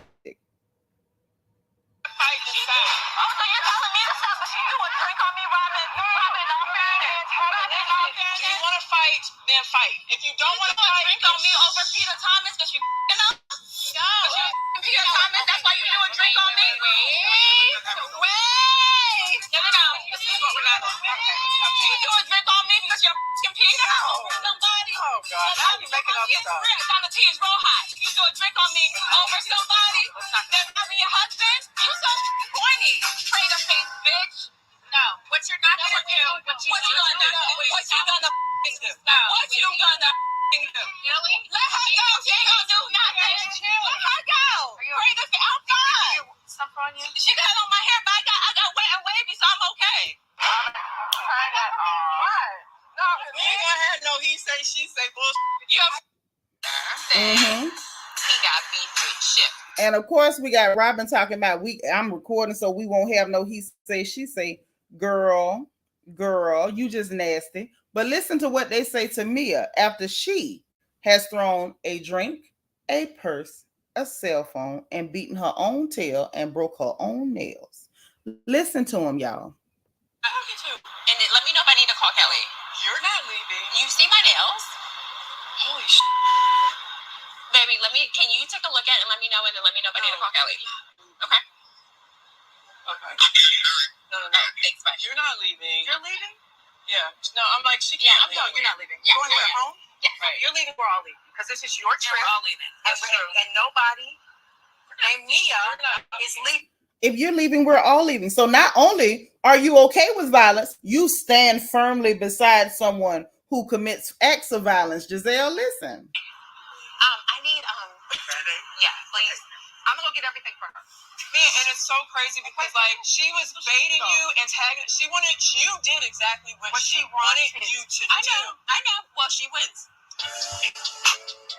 I'm immediately embarrassed. I have fought my whole life. And anytime someone gets me to a space where I feel like I have to defend myself physically, check please. And what space, mind you, what space was she in that she had to defend herself physically? When Wendy was sitting down and said, "I'm not here for business." How on earth were you in a position where you had to defend yourself physically? That lady didn't do nothing to you physically. She was sitting there talking calmly and you attacked her. And then we hear Gizelle very clearly say, "Hey, we standing with you, girl. If you leave, we gonna all leave." And I want to know who is all, because Karen and Ashley didn't act like they was finna leave with her if she left. Which is why they got mad at Candiace when she showed up, and Candiace didn't just take their side against Wendy like Monique was so easy to take their side against her. You know, they didn't have a battery to put in Candiace back against Wendy. So they were just kind of stuck. Hey, Marcy. Sasha, what you say, girl? This is the second assault where Robert is standing there like the King's Guard for Buckingham Palace. She don't flinch. She might be used to people swinging in things. It was all in her head. It never happened. Gizelle, Robin, and Mia wanted Wendy to fight. Of course they did. Mia probably told them, "Oh, I can get a rise out of her." And when Mia was not able to get a rise out of her, she lost her own cool. You were so amped up trying to get her amped up that you played yourself. Now the StreamYard is in the chat, and I want to hear what y'all got to say, because I did a lot of work today and the girl is tired. Clearly, I'm going to need a margarita. Clearly, I'm going to get one. I bet you that. Bet me if I won't. But listen, this is the thing, what I wanted to point out from that very first recording that we went through, and thank y'all for hanging with me through all of the audio footage, because we had to go through all of the audio to get to the bottom of what happened, what led up to it. And this is why what Candiace said was absolutely correct. You did not, I repeat, you did not, under any circumstance, support Candiace because you wanted to support Candiace.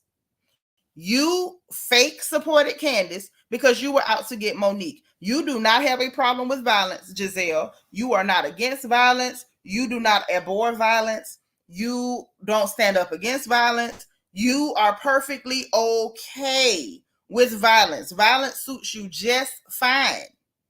It does. The only time you have a problem with violence is when it's somebody that you want to conveniently get off that show because you hating on them. JJM's mom says, I could never see it for Mia after that episode. This was when I turned off RHOP for good. I'm confused about the folks who say they like Mia. I am too. And they're celebrating her. Oh, she's the moment. She's great. She's the future of the show. A large Hispanic gentleman with craters in her face who attacks Black women. That should be the future of anybody's show.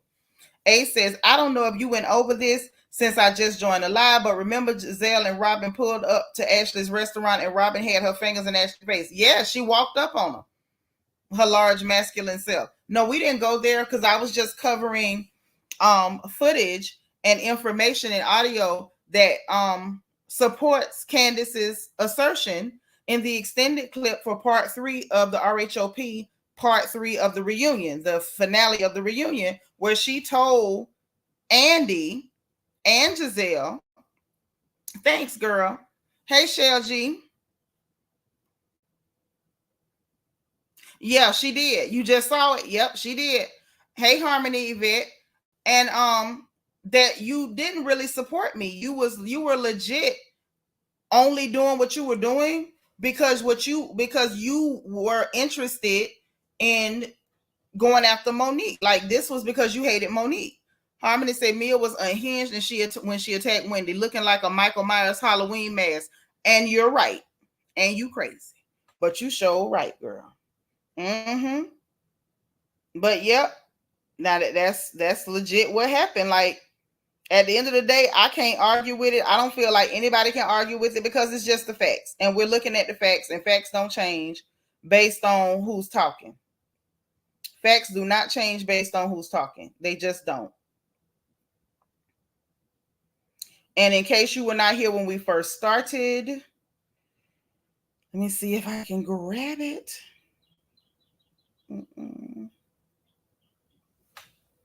If I can grab it, I'm going to try to grab it again so we can go through it. But yeah, the extended clip for part 3 of the reunion, there's always an extended version on Peacock. Hey, Cloud9, thank you for being 323. I appreciate you. But yeah, so there's always an extended version on Peacock, and in the extended version, there was a clip that they cut out. And I'm still very interested, personally, as to why you would choose to cut that out. What reason did you have to cut that out? Like, what was your purpose? What was your real reason for it? And the only thing that makes sense to me is that you cut it out because it made Gizelle look bad. And I think they had fear that it would make people really go back and do what we did today and go through things historically and see exactly what happened. Why would Candiace say that? Why would Candiace feel that way? A lot of us had already figured it out. It took Candiace a long enough time. T. Monique, thank you for being 325. But the rest of us had. But in case someone had not figured that out, in case someone had not put 2 and 2 together, I don't think they wanted them to be able to go back, look at the footage, and say, oh, wow, you really were slimy. You really were after Monique and her family. You really were trying to push the rumors and claim this girl was sleeping with the homosexual trainer. Like, you really was doing a lot, because she really was doing a lot already before anything happened. So once that happened, you just used that as your opportunity to push this lady off this show. It had nothing to do with you supporting Candiace. And by your stance on everything after the fact, it further proves that you were not really supporting Candiace. So Candiace just provided you with an opportunity to go after Monique. Okay. And since ain't nobody hitting the StreamYard, I'm gonna play one more thing, one more little clip, and then I'm gonna slide. If y'all through, I'm gonna go get me a drink. Where my keys at? In my wallet.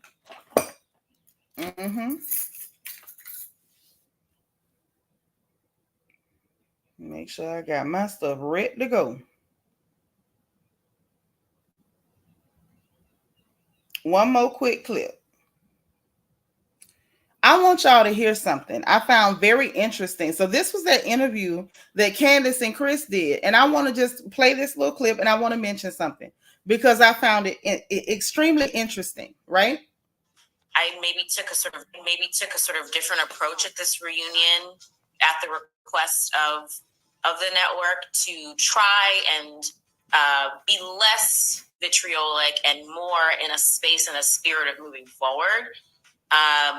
And you saw some of that, I think. So the people in charge told her, don't come at them so hard. Don't read them because they can't keep up. We just want you to focus on moving forward with them. Just focus on don't give them hell. Don't have so much vitriol. Don't clock them and drag them. I mean, because they can't think quick on their feet. They're not smart enough. And it really bugged me to a certain degree because I'm sitting here when I heard that, and y'all, what it said to me was, hey, Black woman, you're smarter than them, you're sharper than them, you're more witty than them. So we need you to dim your light. We need you to dim your light. Like, you're way too sharp, you're way too smart, you're way too put together, you're too quick on your feet, you're too intelligent. In a word, you're too intelligent. So we need you to dumb yourself down so they don't seem so dumb. Dawn say, in Dr. Wendy words, they don't have the range. They don't. And because they don't have the range and they're not intelligent, you have executives telling educated, witty, smart, funny Black women that y'all better tone it down. Because these non-Black women, they not your equal. And they probably never will be. So what you're going to do, you're going to tone it down so that they don't look so dumb. And apparently we're going to edit stuff and leave all kind of stuff on the cutting room floor. And hopefully that will make the people we want to favor look better. Which actually that would explain why Blizzard was saying, oh, I can't wait for this reunion to air. Because I was trying to figure out why is it that she couldn't wait for the reunion to air? Because the reunion did not make her look good. Can we be honest? The reunion didn't make her look good at all. Yes, girl, I'm going to get my drink. I got my keys ready. Because don't nobody want to talk to me, so I'm finna go. Okay? I am redeemed said that's probably why she kept crying. Yes, that and she pregnant. Them hormones is hormoning. And during this interview, child, her bosom's done filled out. Her face is a little more plump. Yeah. Them pregnancy hormones, they doing their thing. She look good with it, though. Go on, Candiace. Mm-hmm. So listen, y'all. I'm finna go. If y'all ain't got nothing else for me, I'm finna go. Because I've been talking by myself for 2 hours, 49 minutes, and 27 seconds. Not 28 seconds. So I'ma go. Not close to clear and dumb. I love it. Awad says, I can call in if y'all promise not to laugh at my annoying. Girl, call in.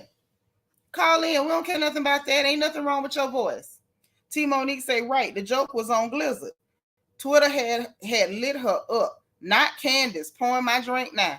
Girl, when I promise you, soon as, and I mean as soon as, I'm sliding to the daiquiri shack. I don't even want a margarita. I'm going to get me a Boosie Baddie. I want a Boosie because that's the one got the Hennessy in it. Yeah, go on, call in, sis. Sasha, I don't mind. As long as I got somebody to cut up with, I'm with it. Yeah, Bianca just put the link back in the chat. Awa, hit it and come on, girl. Because the people who actually call me on the real phone can tell you I love to talk. I can talk now if I got somebody to talk to. But if I got to keep talking to myself, then that's different. Okay? Barbara say, but Glizzard and her dad said the light skin green eyes are what everybody wanted to see. Her daddy lied. Her daddy done lied. Okay? Hey, Log of Curves girl, what's up? Hey, this is an excellent live. Thanks for doing this deep dive, because I was like, Candiace was telling the truth. You know what I mean? We all already knew it. We saw it. We've established their pattern of picking off one brown girl at a time. They never have more than 2, 3 tops, but they only have 3 when one is on the way out. Just like ever since Sharice and Katie were on, they picked off Katie because the show was Sharice's show, right? And then when Monique came on season 2, they started working on Sharice. And then they get Sharice off. And then by season 3, we have Candiace and Monique. And then Wendy comes, but they had already started chipping away at Candiace. And by the time Wendy gets there, everything kind of blows up. That's when they see the opportunity to go back after Monique because of the freaking rumors from Gigi, who told them to Sharice in the first place. And then they finally get Monique off. And then they turn their sights back onto target A, which was Candiace, now that Wendy's there. And Wendy was going to be next if she stayed with NECA, but NECA's gone, so they might bring Kay. And according to the formula, I don't know how good it'll work without the other green-eyed monster, but according to the formula, they just pick off the oldest the one, black women on the show. Yeah, now only the black women. Yeah, only the black women. Now here's the thing. Wendy was the phantom they never saw coming because they mistook her for someone with a personality like Nan Necker. They thought she was a dum-dum like Nan Necker. Right. They did not realize that by pushing that button and running at her husband, that she was going to turn into pressure. And from that moment, Dr. Wendy has been pure pressure on these hookers. I mean, she put, how Cardi B say she had her foot on their neck so long her foot got stuck. He ain't picked her foot up yet. So it's been difficult for them to go after Candiace the way they wanted to, because now you got to worry about Wendy. Right. And see what happened with Candiace and Monique that really irritate me. Monique took the bait and Candiace didn't catch it either. So if they had legitimately had to deal with Monique, they wouldn't have been able to go after Candiace like that. Right. They need the other black women on the show to turn a blind eye. They need you to either turn a blind eye or be like Nan Necker, being a pick me. And if you're not on the pick me or the blind eye, then they can't run at this one because that one still got her back. So now that's why this season we saw them trying to do like this bifurcated attack on both ladies, and it failed miserably. You know, the other part is that, you know, during slavery and Jim Crow, and obviously the witch hunts and everything, it was all about weaponizing women speaking. And we weren't supposed to talk back. We weren't supposed to say certain things. And I feel like this message that they're allowing to be produced about women, in particular, an ultra melanated woman, is conveying sense words. Like, it's so, every word she uses is accurate. When she called her vermin, you're a wild animal, bitch, that can cause harm. I'm sorry, I wasn't supposed to say B. But you know what I mean? Like, every word she says is cussing you out without cussing, and accurately describes the situation from her perspective. But they not only challenge her, but they weaponize it in a way that okays their further abuse. When you start talking about historical reference, I think there's a more accurate reference. Okay. And what I mean by that, It's not so much Jim Crow. It goes back before that. We would have to go back to the Blue Vein Society. Okay. Are you getting the reference, or did I lose you?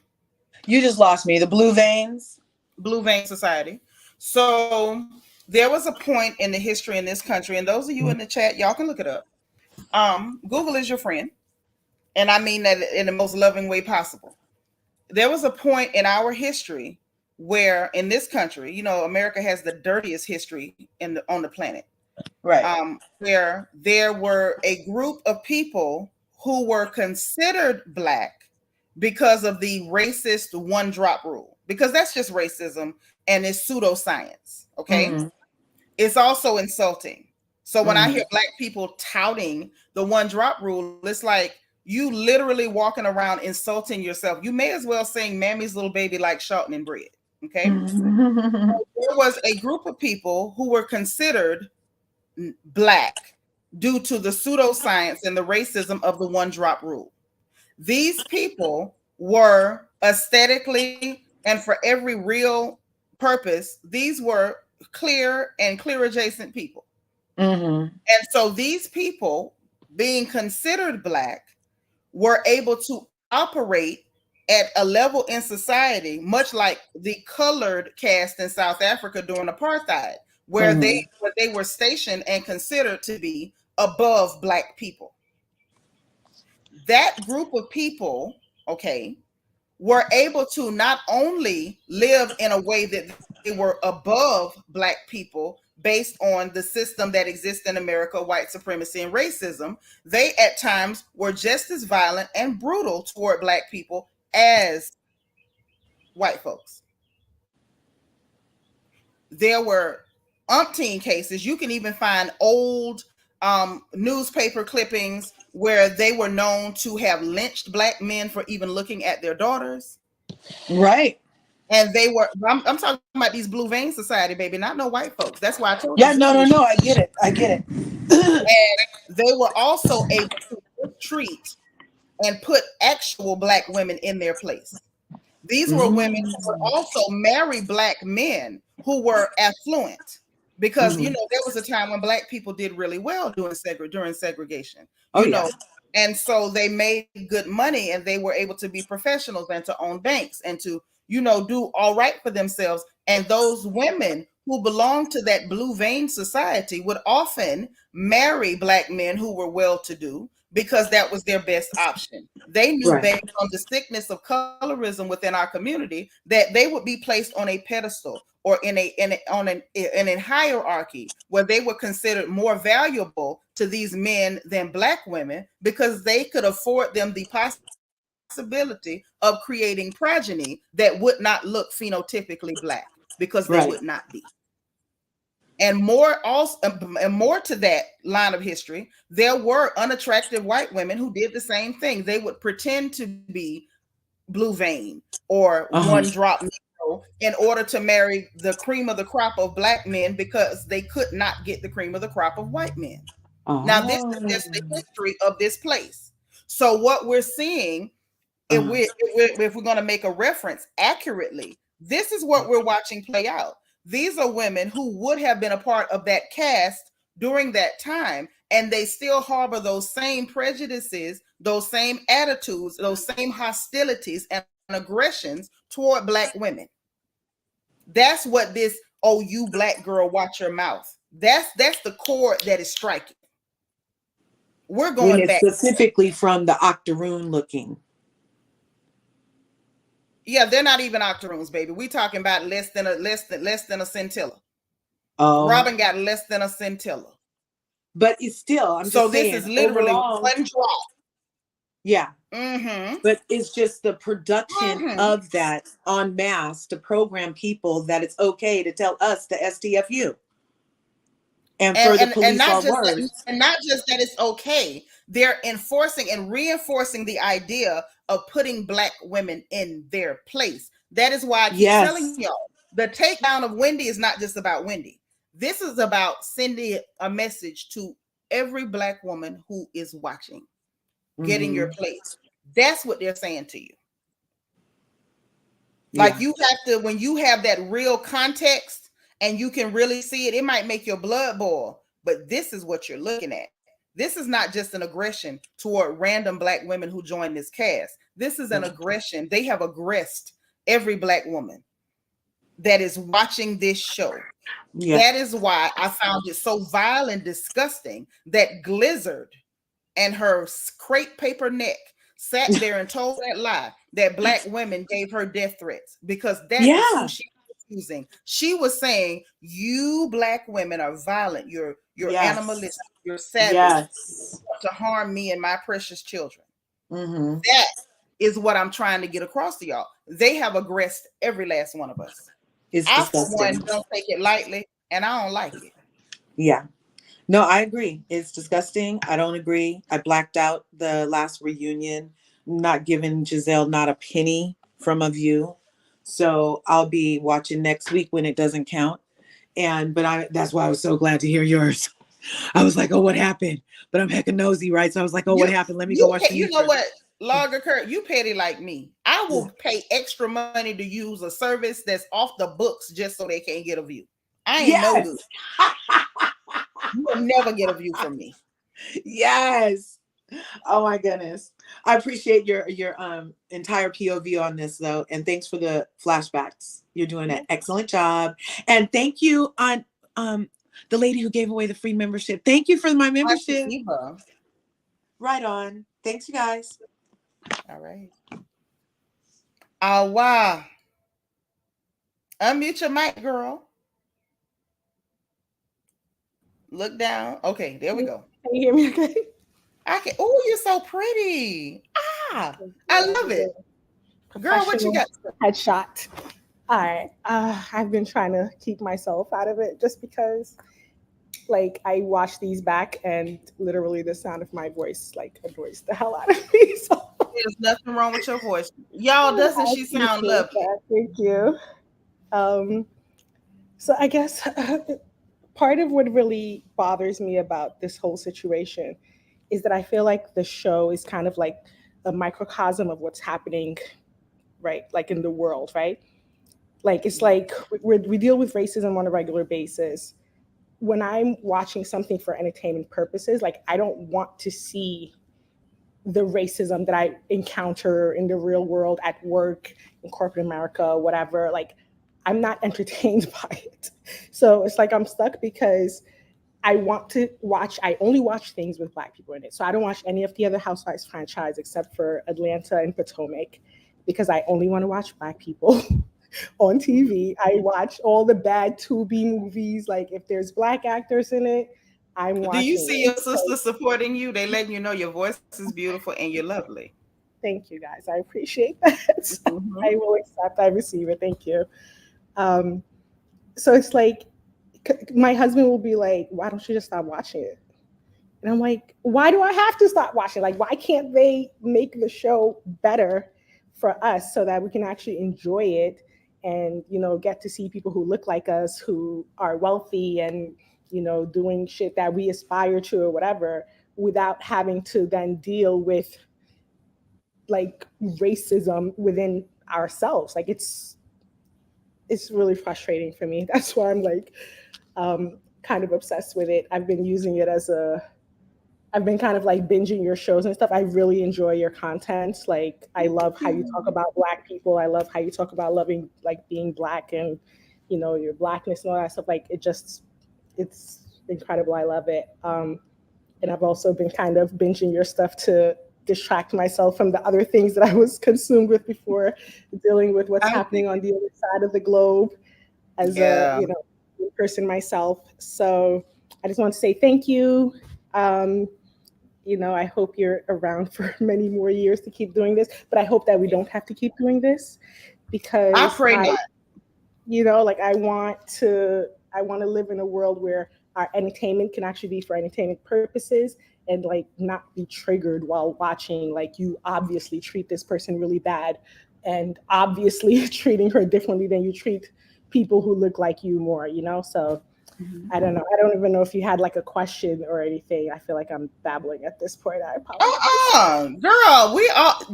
Don't you see people are agreeing with you? Like, we want to hear your point of view. Like, I can't. I'm not even looking at the comments because then it'll distract me and then I have Oh to really. Lord. Okay. But yeah, like just say what's on your heart. You're not babbling at all. You're making good sense, and I agree.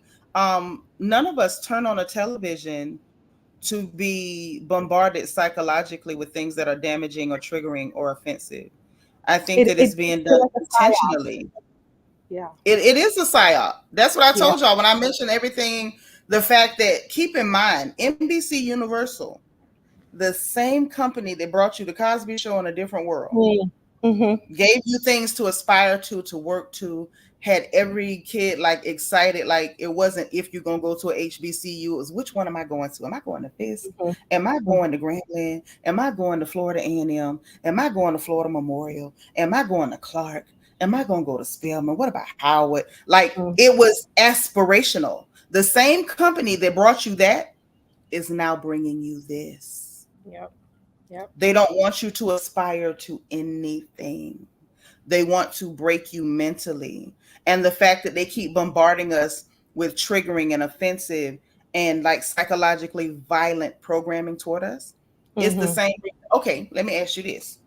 Now, you remember, I want to say maybe like a year and a half, 2 years ago, when every time you looked on social media, it was another police pow pow. It was That was one after the other. Remember that? It was either somebody administration. right. It was either somebody getting knocked off or getting beat up, knocked off or beat up. It was always with their back turned, handcuffed, sitting in the car, reading the book, doing nothing, selling loose cigarettes. Like they were just bombarding you with it. They bombarded you with it. And it was to send a message. It was, yes, Diva 2 programming.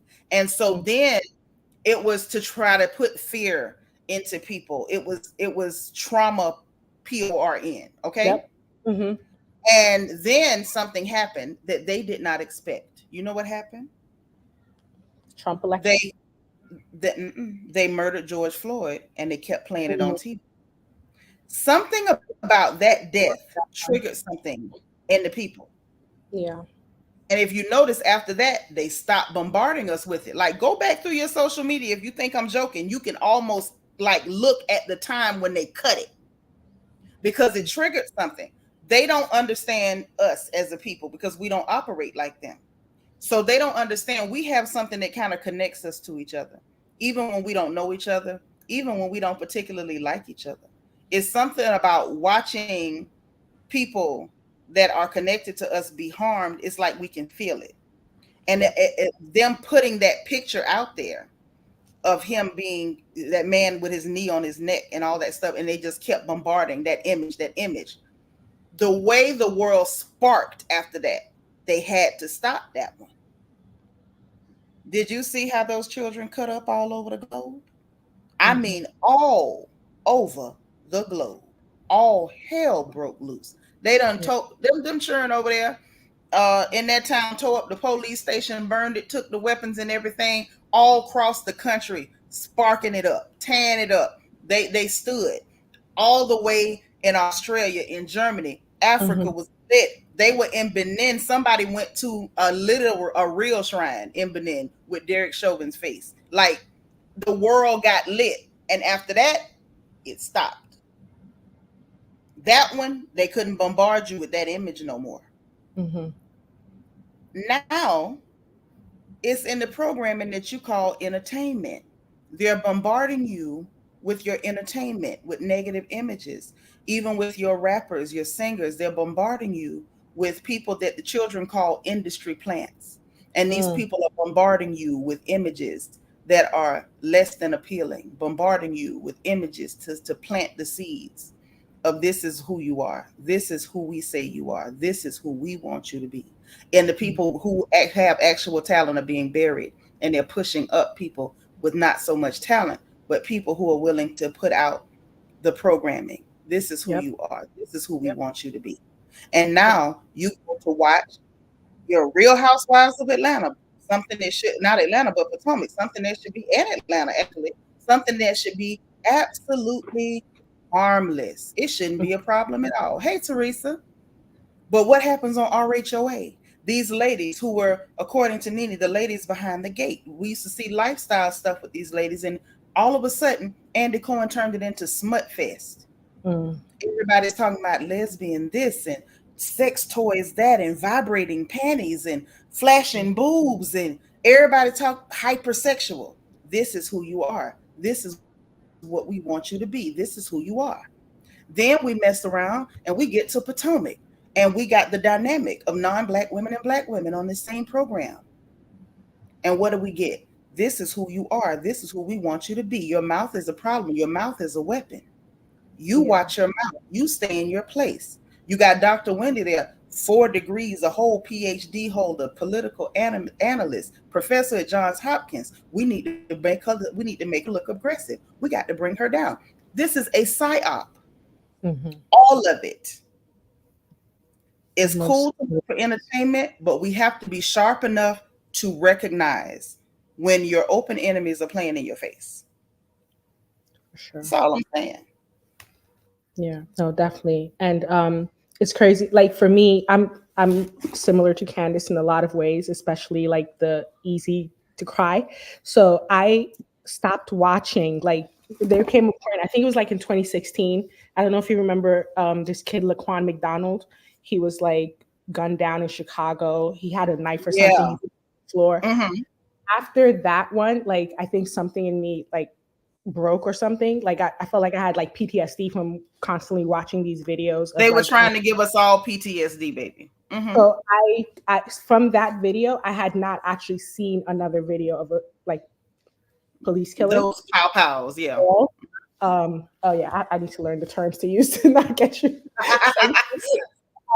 Yeah, so I had actually even the the one you just mentioned, George Floyd.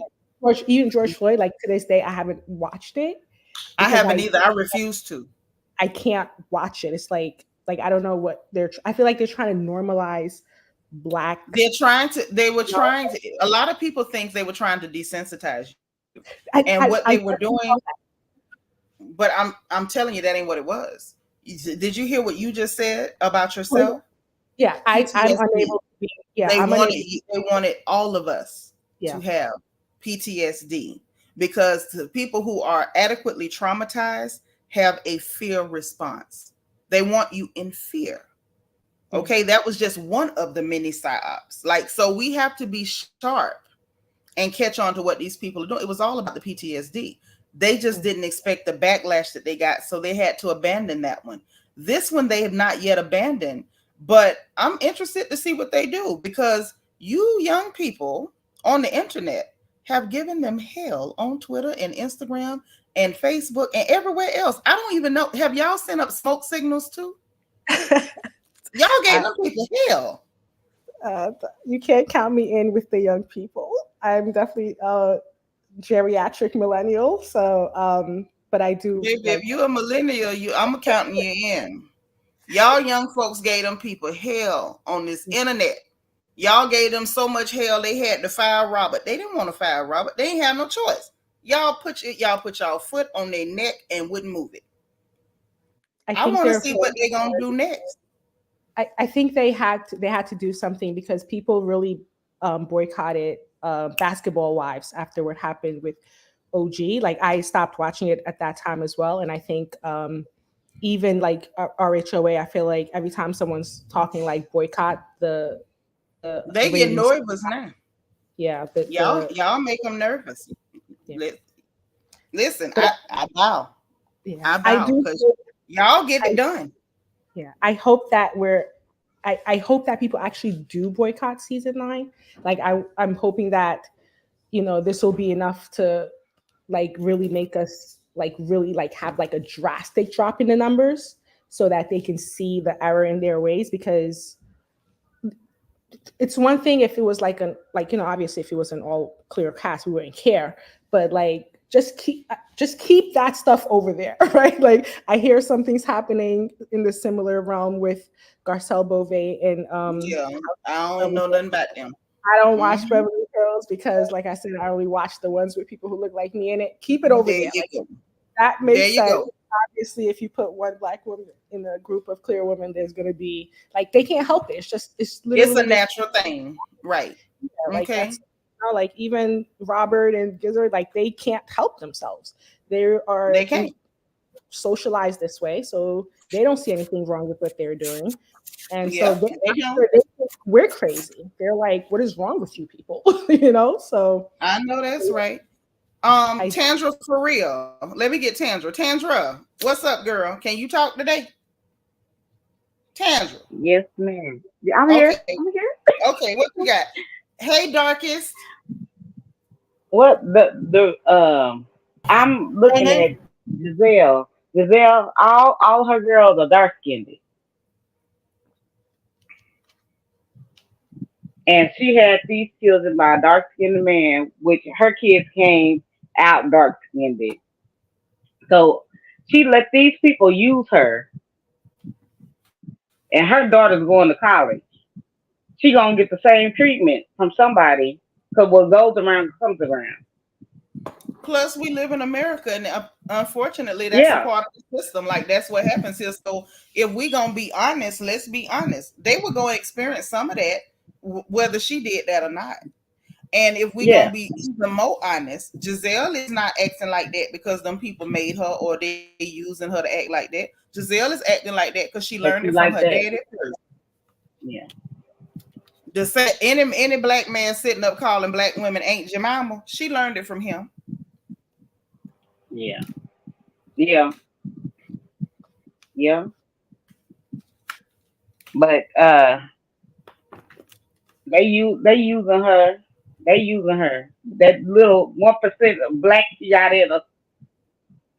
She's still what clear people call her.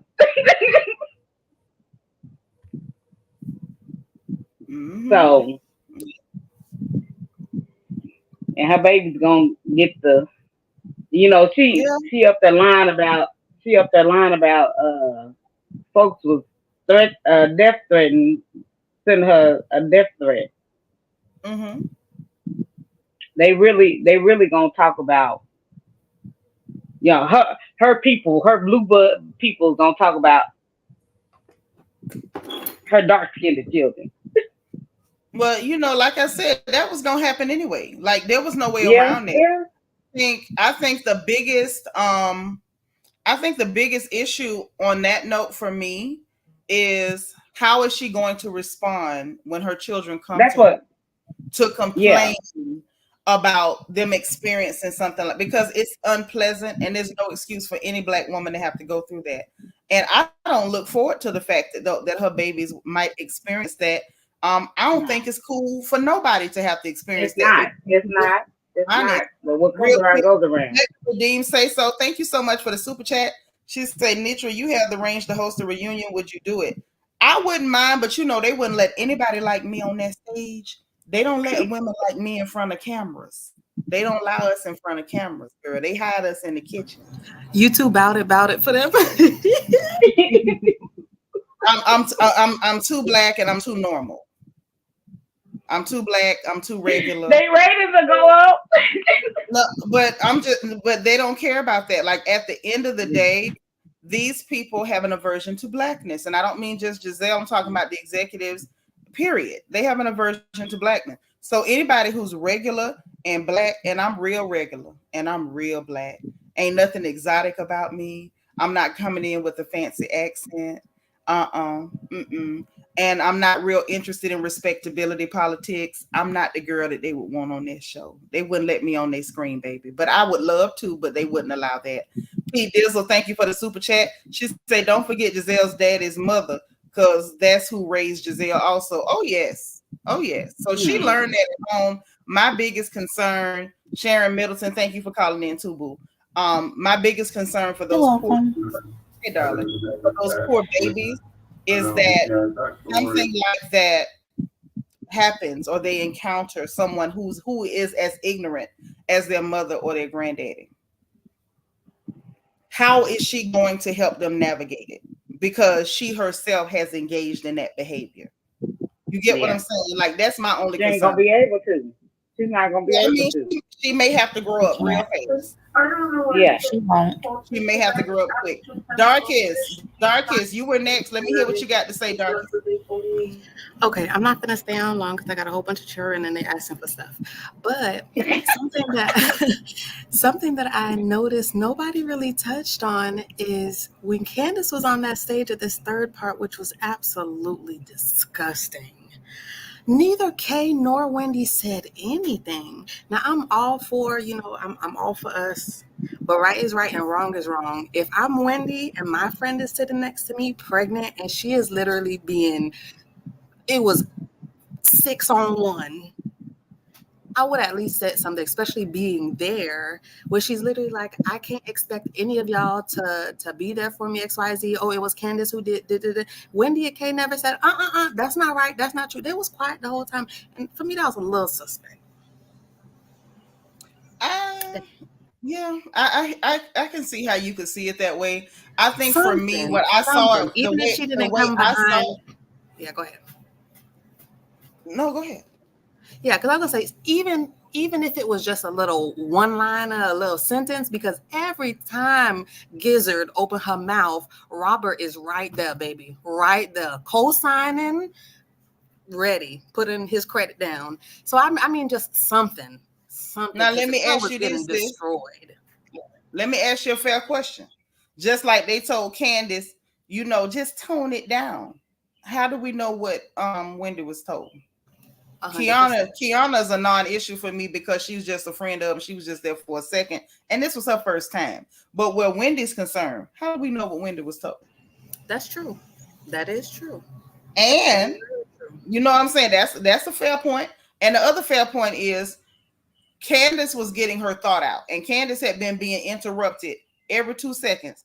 So I could kind of see Wendy letting her get her point out because she did look like it was very she was very supportive even at the break. Like we called her saying like, are you okay? How you feel? I was confused by that till we found out that the gal was pregnant. Yeah. I was confused. If I can interject for a second too, I think what we have to remember is that they filmed for like 10 hours or something ridiculous, right? And we get to see a small portion of it. We have no idea what was cut out. For all we know, Wendy. Yeah, I forgot about that part. They I could have all about that. Thank you, Awa. I forgot all about all the cutting they did. Remember, y'all, when they first showed us the trailer for the reunion, and a lot of the stuff they showed us wasn't even in there? In there, yeah. See, that's why I love y'all. I need all the aspects and all the sides. I respect that. Because I forgot about that until Awa just said it. My brain wasn't even clicking on that part. Like we don't even know what they cut out. I'll be dang. Sharon, what you think, girl? Well, I think Wendy and the new girl were told to shut up. That's what I think. I think they both were told to shut up. Firstly, turn your TV down, Sharon. Huh? Turn your TV down. Okay. Y'all hear it? Yeah. Nope. My husband's watching TV in the background. I made him move it. Okay, so I'm a little older. I'm probably around your age. I'm 57, and I'm from Hampton, Virginia. All right, Hampton University, and I went to Norfolk State. So I was in school around the same time Gizelle was, and Gizelle, people like Gizelle. It's like a whole different. What you were saying about the Blue Vein Society and Jack and Jill and all of that stuff. That's Gizelle. And Gizelle is never going to stray away from that, even if someone hurts her daughters. Her husband may have more empathy with them than her, because she's not going to want to even deal with that. She's not going to deal with that at all. You think so, Sharon? Even if her babies get hurt by people doing that to them? Absolutely. Yeah, like it's a thing. This is a lifestyle. This thing is a lifestyle. It's deep. This light skin thing is a lifestyle. Now, and you know this, that there are certain cities that only light skinned people, at least I know in Virginia where Karen was brought up at, Mm-hmm. there was nothing but light skinned people that lived there. Uh-huh. Um, Yeah. in certain places in North Carolina, Louisiana, and all those places. So you have these enclaves of light skinned people that this is what they protect, and they'll protect that over everything. They will. So will she protect her children? That's I true. think they will be better off turning to their father Jamal to handle that, because she's not going to handle that. She's going to make excuses for it. But that would be horrible because men are notoriously, black men are notoriously guilty for upholding colorism in our community. Absolutely. They are the worst people to try to comfort those girls or help them navigate those I type agree. of experiences. They I'm throw us in hell. sad. Like I really didn't want to believe that, but y'all might have a point. Like I No, really I was. wanted I to mean, believe because okay, I'm gonna tell you why I thought that she might. Because I truly believe that what I see watching her with her babies, I truly believe what I see is a mama who loves her children. Regardless of whatever else we think of this lady, I believe that she truly loves her children. So I really, in my mind, felt like, it might be difficult for her. I feel like she might be ill equipped to deal with it, but I think that she might have an aha moment, like once it hits her babies, like maybe, this behavior is dangerous. Maybe this behavior is toxic. Maybe it's evil. Maybe it's wrong. You know what I mean? But y'all say it ain't, that ain't it. So maybe it ain't. But I really was kind of hoping that maybe I'm being silly. I, I Everybody know I going have up for a friend. I have a friend. She's in her 50s. She grew up. She dated a darker man, but her dad was real high yellow, and she was from Virginia too. She said, her dad said, "Don't bring nobody darker than you to taint our blood." yeah. Ooh. I Well, said, seriously? unfortunately, that is a part of the landscape in this country, and there's no way around it. Like that's part of the history here. That's one of the ugly truths. That's one of the ugly truths. And so, whereas yeah, we're watching reality TV for entertainment, whether we like it or not, ladies, this is a part of our reality. Yeah. It's the ugliest part of our reality, and it's not very entertaining at all. But it is indeed a part of our reality in this country, in this plantation. This is what it is. When you catch it, it kind of make you mad a little bit. Well, I can see how for any black woman watching, like it's gonna evoke feelings of anger, frustration. Sometimes I think for maybe some of the younger ones, confusion, or maybe some of the ladies who are not a part of the Black American experience, they may feel the frustration and they may even feel some confusion. Maybe they don't get the full context of what's happening, but this type of traumatic programming is going to evoke all of those negative emotions. Like I think that's just what it is. But this is a part of our reality in this place. And as much as I do believe things like this are a psyop, we got to be realistic in that how much could we have reality TV without some of the ugliest dynamics of our reality seeping onto the screen?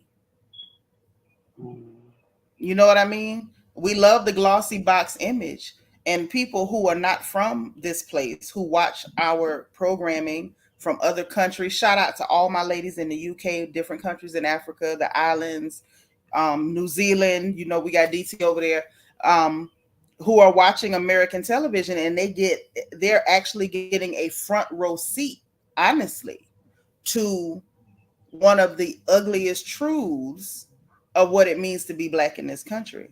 So Whereas it's very negative and toxic and traumatic and offensive and triggering, we got to look at the bright side that it is telling part of our story, because a lot of people don't know us over here.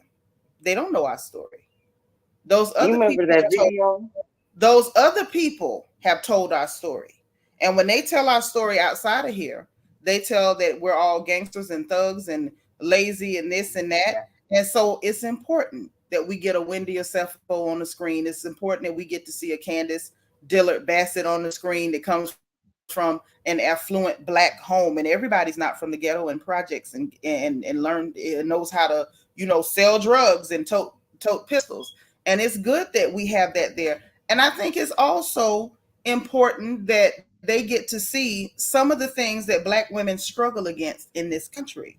It's not it's not this flowery bed of ease that black women have over here. And oh, they're just struggling because they're lazy. No, this is some of the things that black women legit struggle against. Is it not true? We have to struggle against people who want to harm us that are not black, and we also have to struggle against people who identify as black and who do harmful things against black people and black women. So I think that as ugly and awful as it is, and while I do support a boycott, we got to be real about the fact that we could not, in the realm of television and media, reality TV is a fairly new genre. But how long did we think this genre of reality was going to exist before the ugly part of reality seeped in? I'm just saying. What kind of fantasy land were we living in? I agree with everything that you just said. I think what makes this a little more insidious, or what makes it worse for me, is that it would be one thing if we had, black people of all different shades engaging on these shows and it just naturally occurred this way. Like that would be one thing, right? It would just be our reality. But I think what makes it worse is that they tend to, especially on RHOA and RHOP, for some reason they tend to give the villain edit to the darker skinned girls. So on RHOA, for example, it's Kenya Moore. She's the villain. I remember recently learning that when Phaedra's husband was saying that she I can't. Yeah. I'm trying to think of, you know what I'm saying? I just recently learned that he made that up. Yeah, he made it up. But the villain edit, here's the gag. The villain edit, the way they try to portray black women, guess what? That's part of our history here too. That's not new here. That is our reality here. So it still goes back to how long? And that's to me too, because I get triggered too seeing this stuff. But how long did we think there would be reality TV and they wouldn't start to overproduce it so that they can control it and really show these people our reality over here? This is our reality. Some of us have worked in corporate America and worked in healthcare and worked in situations where you get the villain edit in real life. You can do absolutely nothing wrong, and they will portray you and they will spin a narrative that you are the problem. You are violent, you are aggressive, you are problematic. I've been told that I was intimidating to people, and I had never said a word, didn't even say good morning. So that villain edit is a part of being a black woman in this country. Welcome. Hey. Kira, right? Hey, every day. Where you been, girl? Ciao. I have been working my butt off, and I said, because I think YouTube shadow banned you from from my page, and I was like, where's Seanitra been? I thought you just weren't making videos. I said, she live right now. Let me go. Go ahead. Girl, they had me shadow banned from everybody for a long minute. They so did I've me been watching. But I just want to come up here and say that I agree with every single word. I agree with every single word. And I don't know, I can't remember if somebody already said this or not, but apart from the dark-skinned girls getting the villain edit on these shows, I think that there is also a huge difference in the way that consequences are handed out to the darker skinned girls on these networks and also on Bravo specifically, and also the way their rewards are handed out. Because Robin, when Robin went on that paywall and she was allowed to not only come back for the next season, but she got her own segment on Watch What Happens Live. And when Kenya went off of that show and got married, didn't go to no paywall, didn't even say nothing, didn't do nothing. She just went and had a baby, and Bravo gave her their behind. They fired her. They fired her. They fired her. Yeah, And that is insane to me. That is absolutely insane. And they got away with it. Yep. And Kira, you know, I said from last year when everything happened with Robert, if in fact they did not fire Robert, they owed Kenya more back pay. They needed to compensate her for the year of pay that she lost, or Robert needed to be fired. It needed to be one or the other because there was no equity there. And he did worse. She actually did worse than Kenya and kept her job because she's not black. And got her own segment. Like, and Andy, I mean, I know that Andy doesn't necessarily play too much of a part in the actual taping of the shows outside of the reunions, but the way that he sits up at these reunions, and specifically at the RHOP reunion, and does not address... Hold on, baby. Hold on, sugar. Hi, sweet sass. Pretty picture. Can we not silo all light-skinned women because all of us are not like Gizelle and Robert? First off, baby, welcome. We're not siloing all light-skinned women. Those are not light-skinned women, baby. Those are non-black women. You are a beautiful light-skinned lady, and you're lovely. And we're not by any means saying that all light-skinned women are problematic or engage in colorism. What we're talking about is the colorism that takes place here, and I gave a historical reference to why it's a problem and drew a parallel to our historical reference and what's happening on the show. But over here, we don't do that. But go ahead, Kira Bright. No problem. And also about that, we're kind of addressing the audacity of certain light-skinned women to do and say certain things, because the sheer audacity of Robin and Gizelle to be upset that somebody is calling them a colorist. Mind you, Robin is 69% white according to her DNA test or whatever she had done, but had the nerve to sit up and question Katie about her being black at all, and acted like she had a problem with being half black and half white, even though Katie is darker than them. Well, we covered that. You know what? I forgot you've been gone. We did a whole scream on that. You're going to have to catch up. Like, that is so crazy to me. I thought about it watching part 3 of the reunion, because I'm like, girl, you over here coloring, you over here crying about somebody calling you a colorist, and y'all been talking about... Because that's not what she was crying about. She was literally crying about the fact that she was being checked about it. She was crying because she was being called out for it. She was crying, number one, because Candiace nailed down that timeline. Because during the season, she kept saying, I didn't respond to your messages because of what you said on Twitter. And when Candiace nailed down that timeline and made it clear that I didn't say anything on Twitter until after you did your thing behind the paywall, then once she was caught in the lie, then she started, I'm not responding. No, she tried to use clear adjacent tears to make herself the victim. Now that's what she did. She definitely she wasn't did. crying about being called no colorist. Not only did she not cry about being called a colorist, Wendy pointed out that the first thing Candiace did was to make it clear that she didn't believe anybody on the cast was colorist, which is why I can't take Candiace seriously. Candiace, you're an idiot. When you have an opportunity, the platform, the space, the room to say what you need to say, you go back to bootlicking. That's why I cannot take her seriously. I can't. The fact that it is 2024 and she just now realized that Gizelle was not supporting her. She simply used you to attack Monique. It's so sad. That is something that I just don't understand how Candiace never got that. We've been telling her for years after they got Monique out of there, even though Monique, said she left on her own accord. But after the whole Monique situation, we've been telling her for years, girl, you next. Well, she did. She did not. That's She what did. Monique told her. Right, like you I are know. next. And so, Teresa, thank you so much. Teresa said she light skinned, and thank you for breaking all this down in the Like, I simplest cannot possible believe that of way. all people, And you know what, this girl though? really thought that If we Robin was get her friend. hold on, and Teresa, thank you for saying so, because I'm telling you, I go out of my way to make sure that we're not polarizing our own sisters, because at the end of the day, no matter what complexion, you still my sister.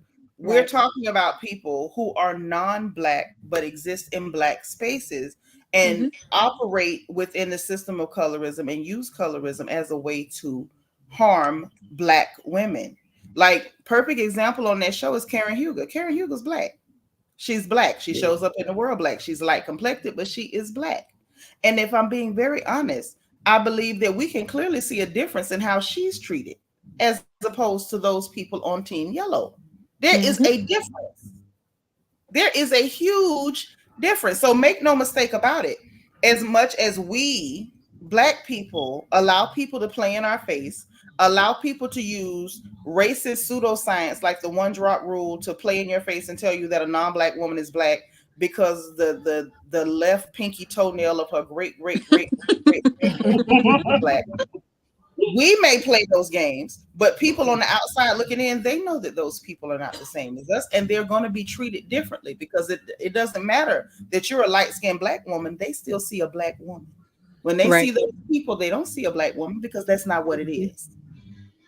Yep. So, I don't really play with the whole one drop stuff. You can't tell me that there was a black hair on the underside of your great grandpappy's testicle, and that makes you black, because it doesn't. Yeah, I think that's why the clear audience aligns and see themselves in Gizelle and Robin. I'm going to try to use their real names when I speak it, because they see themselves in them. Like they see That's the whole point. It goes to representation. It goes to association. It's like you mentioned when you were talking about Candiace earlier, Awa, and you said you have things in common with her. So it's like when you watch television and you watch media and you're looking at these images, you find commonality with people. That's why representation is so important.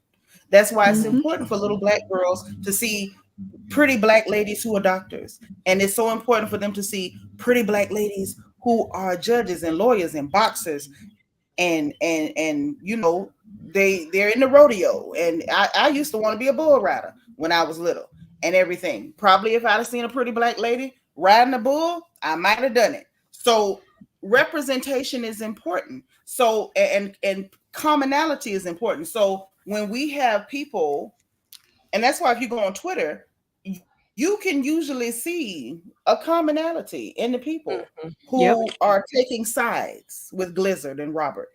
Because they look just like them. Right. They look just like them. Right, because they see a commonality. They see that common ground. So that's why I keep saying, like, what's going on? We can talk about the incidents.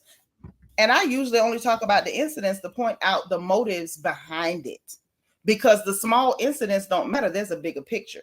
There's a bigger agenda, and there's a bigger narrative being pushed. Honestly. Oh, P. Dizzle, thank you for the super chat. Say, let's be real. Colorism has nothing to do with those being favored or unfavored. It has everything to do with those bestowing the favors. It does. It absolutely does. Thank you so much for the super chat. But y'all, give me some more thoughts now. I've been here for 3 hours, 44 minutes. I have a request. Okay. And if you've already done this, I'll go back and rewatch it. But the same way that we just had this history lesson today, because I was today years old when I found out that it was actually Gizelle who hit Monique first, which probably is what set her off. Do you remember right after the GNA brawl, like there were articles coming out talking about Candiace either started it or she got beat up in it or something? Like there were articles coming out that were like making Candiace seem like she was the person who started it before the actual video came out. He was the aggressor. So yep, I remember. It was on page 6. It'll be interesting. They took it to page 6. Yeah, it'll be interesting to like do kind of like a play-by-play like you did earlier of like how this is happening, because when that article came out, none of the girls said anything to dispute it. And I'm sure, like, obviously maybe Candiace did, but no one would, listen to her because it's her. But I think that's interesting because I blame production the most for the fight. Like, I think Ashley is secondary, but I think production was very well aware of it because this girl came and they mic'd her. And last season, Candiace stated like very was she mic'd? She was go back and look. That's why she was hugging everyone, and that's why we could hear her so well when she said, "Do you have something you want to say to me?" She was mic'd. Yeah. She got like video time. Everybody was giving her a hug. I didn't understand why. She was mic'd. Wow. She was mic'd.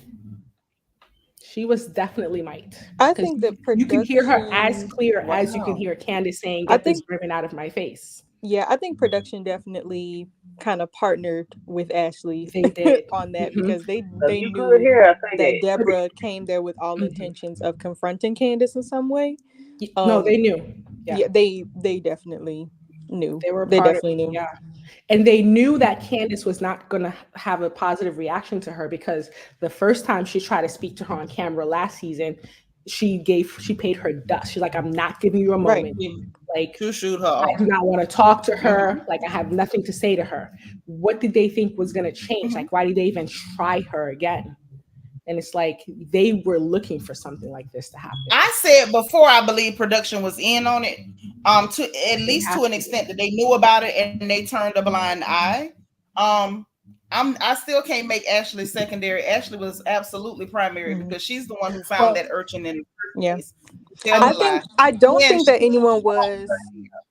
I don't think that the only thing that I will give Ashley is that I don't think that she planned on it getting physically violent between Kiki and her. I think she knew. I don't think she planned on Kiki. She didn't plan on Kiana. She didn't plan on that. Yeah, she didn't plan on Kiana beating that girl tail. But nobody planned on that. Deborah went over there and she felt so comfortable leaning over Kiki in Kiki's space to get to Candiace that I don't think that she counted on Kiki defending herself or that somebody around Candiace was going to get her. I think she right. The girl was sloppy. That's what it was. The Deborah was sloppy. Yeah. And she was trying to, Wendy is telling her, it's not the place, not the place. So I feel like she had her eyes on Wendy and Candiace, mainly Candiace, that she was going to drink at. But I don't even think she considered Kiana. She didn't even know Kiana. So she didn't random person in the way. She didn't even realize what was going on. Hey, Sweetness 215. Hey, Ree, what you got? Because we're going to go in a little bit, baby. Oh, can I go ahead and say something real quick? I'm telling you, come on, say it. Okay, so I know everybody talked about colorism, which, it's true. But the thing that Gizelle doesn't realize is because she wants to always throw out that she has brown daughters. But do you realize you're raising your brown daughters to be exactly like Candiace and Wendy? Am I right or am I wrong? Successful Black women that don't depend on a man to take care of them. But yet you're tearing down these same Black women that you're trying to raise your daughters as. Am I right or am I wrong? You're right. No, that's right. A good point. But you don't see anything wrong with that. So what are you telling your daughters? That it's okay for a woman who is like what are you teaching them and what are you telling them? Mind you, she's using those same brown daughters as her token brown I'm pretty girls. sure she's telling them, just like you said, be successful, be great, work hard, you're beautiful. I think, honestly, in my heart, I feel like she's teaching them all the right things. But everything that you said is correct. And that's why I said, I think at some point, it's going to come back to her full circle. When her beautiful, Black, accomplished, wonderful, magical daughter says, Mama, this heifer that I'm working with is being so nasty to me. This heifer is playing a game with me. She keep going to them people pretending I'm doing stuff to her when I'm not. She keeps, creating these narratives that's not true about me. Mama, this lady keeps telling people I'm being aggressive when I'm not. And personally, y'all say she not gonna support her girls. I don't believe that for 1 minute. I'm just gonna be honest. I don't. I believe that every mother worth her salt, and I do believe that Blizzard is a good mama, regardless of what I think of her. I do believe she's a good mother. Any mama worth her salt, when you hear that hurt in your child's voice because somebody is stepping on you and it ain't right, and they're being able to get away with it simply because their skin is lighter, it's going to break her. Mark my words. If we're alive and we're anywhere where we can see any of it, I honestly believe in my heart it's going to break her. And I honestly believe she's going to be lost, and she's not even going to know what to tell her baby to make it okay. Because at that moment, I believe it's going to hit her that I've been doing the same thing. Yeah. I'm telling you, a lot of times when people do evil, they don't see it until it's their baby crying because somebody did it to them. Everything that you do don't come back on you. Sometimes it only come back on your children. And then I'm hoping, when you see it that way, it hit different. I know people, that's the only way they can understand it. I know some men who are filthy, flea-bitten whores. I mean, unrepentant womanizers and philanderers. And they don't care. They're not sorry. They'll tell you in a minute they don't spare no women. But let their daughter come home crying. Until it's their precious baby who comes home. And she say, but Daddy, I'm so hurt. He lied to me. Daddy, he used me. Daddy. Then all of a sudden, and those same men, just like I said, it's going to happen for her. Those same men don't even know what to say to comfort their child. Then they just want to go get violent and find the man and beat him to a pulp. And I'm with that. But that's what happens. The stuff you put out in the world, baby, it comes back. It comes back on your babies. A lot of times your children will bring it back to you because somebody has done to them what you've done in the world. And Gizelle is one of those people who she can only learn in that way. Gizelle is not someone who can ever see her own wrongs. So it has to come back to her. It's going to have to come back. Yep. It's going to have to come back just like that. Even when it does, I think what scares me, I'm afraid for her daughters because I don't think she's going to be able to empathize with them. Oh, no. She going to empathize with them, her children. Those are her children. She going to empathize. She ain't going to have no choice. She ain't going to have no choice. Awa, do you have children? Yeah, I have an 8-year-old daughter, yes. You got a baby. So now you know, like I know. You might not know as well as I know because I got grown children. I'm a grandmama. But when your children are hurt, that's something different. When your baby come home and they're crying because somebody did something unfair to them, and you were not there to stop it, and you couldn't control, baby, that thing hit different. She gonna empathize with them because it's gonna break her. It's gonna break her. Yep. I'm telling you what I know. I've been alive a long time, sugar. Don't let me fool you with that 25 years story. And she got a daughter in college, and her daughter's in college miles and miles away. So your daughter calling you from another state. And you can't get to her, ain't nothing you can do about it. There you go. She just getting there. That girl is just starting off in life. Wait, let me tell you something. There's an old saying, babe, Father Time will pick your pockets. He don't have to run you down, he'll walk you down. The things you do in this life, you're going to see them again. On that good day, her heart going to break. On that day, her heart going to break. And I don't wish it on her because I don't wish it on that baby. But in that moment, she ain't going to have no choice. She ain't going to have no choice. It's going to break her. It's going to break her. And it's unfortunate, but like Kira said, she one of those stiff-necked people. That's the only way she going to learn anyway. Yeah. It's going to have to hit her like a ton of bricks. And then she going to get it. And that's unfortunate. It's extremely. How bitter she is. You know, ain't no excuse for it either. Baby, Jamal did a number on her. Jamal did a number on her. We can't blame all this on Jamal. She learned a lot of that nastiness from her daddy. And her being with Jamal didn't help the situation. But let's be real. She was a mess before she ever knew his name.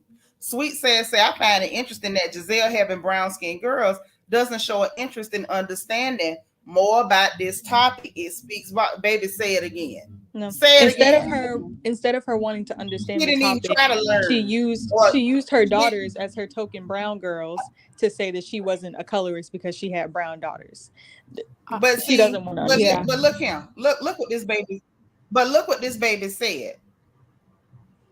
You got beautiful little black babies.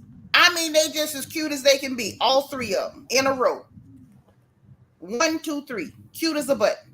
Beautiful black girls. Because I don't play this brown stuff. I'm black. Mm-hmm. I'm black. I had somebody in my comments talking about it triggered me because you say they black women. What the hell for? We black. I'm black. Don't let me fool you. I'm black. Everything about me black. I know y'all might have looked at me and you might have thought I was something else. I don't know. You know, I could have fooled you. Don't let me fool you. I'm black. So when I see beautiful little black children like that, it makes me wonder. Like Sweet says, girl, it didn't occur to you that this is how I know that what Kira said is right. She's so stubborn and stiff-necked, even looking at her own precious cargo. Nothing in her brain clicked that if I continue to behave this way, you know, what message am I sending to my babies? What happens when they go through something like that? Honestly, what am I even going to be able to tell them? Even if, let me just go out on a limb, right? This is a long limb, so don't y'all push me off it. But I'm gonna go way out there on it, at the tip, the edge of it. Let's just say, for the sake of argument, that she is exhibiting this bias, but let's just say that she's not aware of this internal bias that she has toward black women. Let's just say that it's something that's subliminal, that is something that is unconscious that she does. It is an unconscious internalized bias. She's not aware of it, right? Let's just say that that's what it is. I don't believe that, but let's just say she's not aware of what she's doing in any real way. Like, she may know what she's doing is wrong, but let's just say she doesn't understand the bias that she's exhibiting, right? Once you have black women who you're calling your sisters, we know better, but you're calling them your sisters, and they're telling you that this is what you are doing to me. This is the way I'm perceiving it. Even if it is an unconscious thing that she's doing, why did no light go off in her head and say, let me at least listen to see what I'm doing that's giving that off? Just because I got these precious little black babies at my house, I need to know what I'm doing that's making you feel that way, because what happens if I make them feel that way? That's my thing. Nothing in her brain said, let me try to correct or at least listen to why people are receiving me this way. That's how I know something's wrong in her head. That's what further makes me believe that it's not an unconscious bias, that it's not just internal and unconscious, because I feel like you have to make a conscious decision that you're not gonna listen, you're not gonna examine yourself, or at least look at your actions. Something's wrong in her head. Lola Duncan, girl, hey, listen, I know we was finna go and I kept running my mouth because y'all be egging me on. Okay, let me shut up. Lola, tell us. Hey well, girl. How y'all doing today? All right. Good. All right. I just wanted to say that Gizelle, I don't know. I grew up in a family like that where I'm a darker skin and they're lighter skin, and my lighter skin cousins were always pitched against me. So I grew up with that. And with Gizelle, her oldest daughter, and I keep saying this on every chat I be on, no one realized that her daughter's bleaching her skin, her oldest daughter. And she's really not fine. No, Lola, we're not going to talk about nobody churn and what we think them churn do. Yes, ma'am. Okay. Because Okay. you know what I'm saying? Because as mothers, we have to respect Yes, other mothers. ma'am. And she is still underage. Yes, ma'am. So forgive me for saying that. No, you're Okay. not. You're not wrong in what you're thinking. I just try to be very careful with that because as a mama, I know can't nobody say one of my children eyes too brown. Yeah, I that's be, what I'm you know saying. what I'm Yeah, can't saying? nobody tell me nothing about mine. Okay, Exactly. because I be done caught a whole flight behind it. So you know, But then I try to too, treat why? people the But same then way too, I am. Yeah. yes. But then too, why do we have to watch Bravo? If we know Bravo is Don't spinning have this to. narrative to make black women look bad, I mean, think about it. Every show that was had black women on it, they end up getting divorced, fired, looking bad, cussed out, and yet we still support that channel. And we still support Andy with all his antics and everything else. Why don't we just boycott it just all together and create something for ourselves? Too Well, many you know, YouTubers and bloggers are on here. We create our own show on YouTube. well, this You is you the are thing. phenomenal with what you're doing. This could be something once a week we just come on and we could talk about any or everything or watch something or create something ourselves. Why do we have to go to them for entertainment? We don't. We absolutely don't. I think that's a valid point, and I'm with you. I'm with you when you're right. And You know, here's the I was just thing: mhm. we do have black networks, but here's the problem: the black networks are falling into the trap of trash The same TV. category. Yes. Yep. Yes. They're falling Yes. into the trap of trash TV, Look at and Yes. Zooey. they're still pushing agendas that are That problematic, narrative. Hmm. and Hmm. deleterious to our communities. So Yes. it's not about who's in charge of the programming as much as it is about us being sharp enough and intelligent enough to recognize, call out, and then have intelligent, responsible social discourse about what we've just seen. I Exactly. think that's the most important thing. And I do believe in boycotts. Boycotts work. Y'all have proven that, honey. The way y'all sisters been acting on social media, y'all got these people shaking like a leaf on a tree, and I am enjoying it. But that'll May I say be one on more for a thing? couple of months. And then when the show come back on, everybody gonna be back on the bandwagon. And that's No, But we our can, fault. And we need but, to start looking. Mhm. but we can't just say that because listen, the reason why y'all's hashtag that you had trending boycott RHOP, you know why it had a lot of impact? Because the last time sisters said boycott RHOA, their numbers have never been the same. So we can't Never say, been the oh, they're same. gonna be right back. Oh no, because apparently sisters might take a long time to mobilize, but when y'all get serious, honey, things get to happen. May, RHOA ain't came back yet. may I say No, something? but people are still watching and begging for it to But come but Okay, back. And that's what I'm going off of but, that. Yeah. Mhm. so I'm but gonna go let's ahead and be say real. something. Well, come on, Reed, come on. I didn't know why you dropped, but come Oh, on. oh no, so let me say something, right? With the whole Mhm. Deborah thing, I think I got so disheartened because that showed RHOP showed like none of those women have loyalty. Like you remember how Kenya was attacked on RHOA? Even though Candy wasn't messing with her, Candy's like everybody was like, "Oh no, it's Kenya's mouth that got her in trouble." But Candy's like, "No, it doesn't matter what she said. That was wrong what Homeboy did." But none of them even said like what Deborah did was wrong. Everybody just dogpiled Candiace, even though they Well, knew see, that she was wrong. you must have came late, sis. We done covered that part, and you Oh, right. I You am did. so I sorry. know Yeah, I you. am late. No, that's okay. No. You got a valid point. I just was letting you know, like, that we on the same page with you, because we all said that. What we covered was the fact that they only had a problem with violence as long as the person who was being violent was someone that they wanted to mobilize against. Other Mm-hmm. than that, when a black woman is attacked on these shows, they're perfectly okay with it, and they will find a way to blame you for why you were attacked. Yep. I'm sorry. No matter how much I dislike somebody, I would never be like, "Oh, because I don't like you, I'm gonna go side with the person who was wrong." That to me is just madness. Can I point us because I feel Well, like point. that's a lack of morality. That's a lack of morality, and that's bad character. Right is So right and wrong is wrong, no matter who's involved. But some people don't have any morality. They don't have any character. They're just you know what? unscrupulous. Somebody had made a good point earlier What you say, that Kira? Okay, somebody made a good point earlier that RHOP and Basketball Wives have the same production company, and they both are having issues with being accused of the exact same issues. Both shows are being accused of colorism, violence, things of that sort, but mostly the colorism aspects. And they both have the same production team. And that is not coincidental to me. No, it's not a coincidence at all. No, it's not. Absolutely. All right. Lola, did you have anything else? I don't want to, miss out on no good commentary now. I don't want to miss nothing before I go get my daiquiri. No, man. I've just been back. Lola, I'm mute you. Oh, I'm not.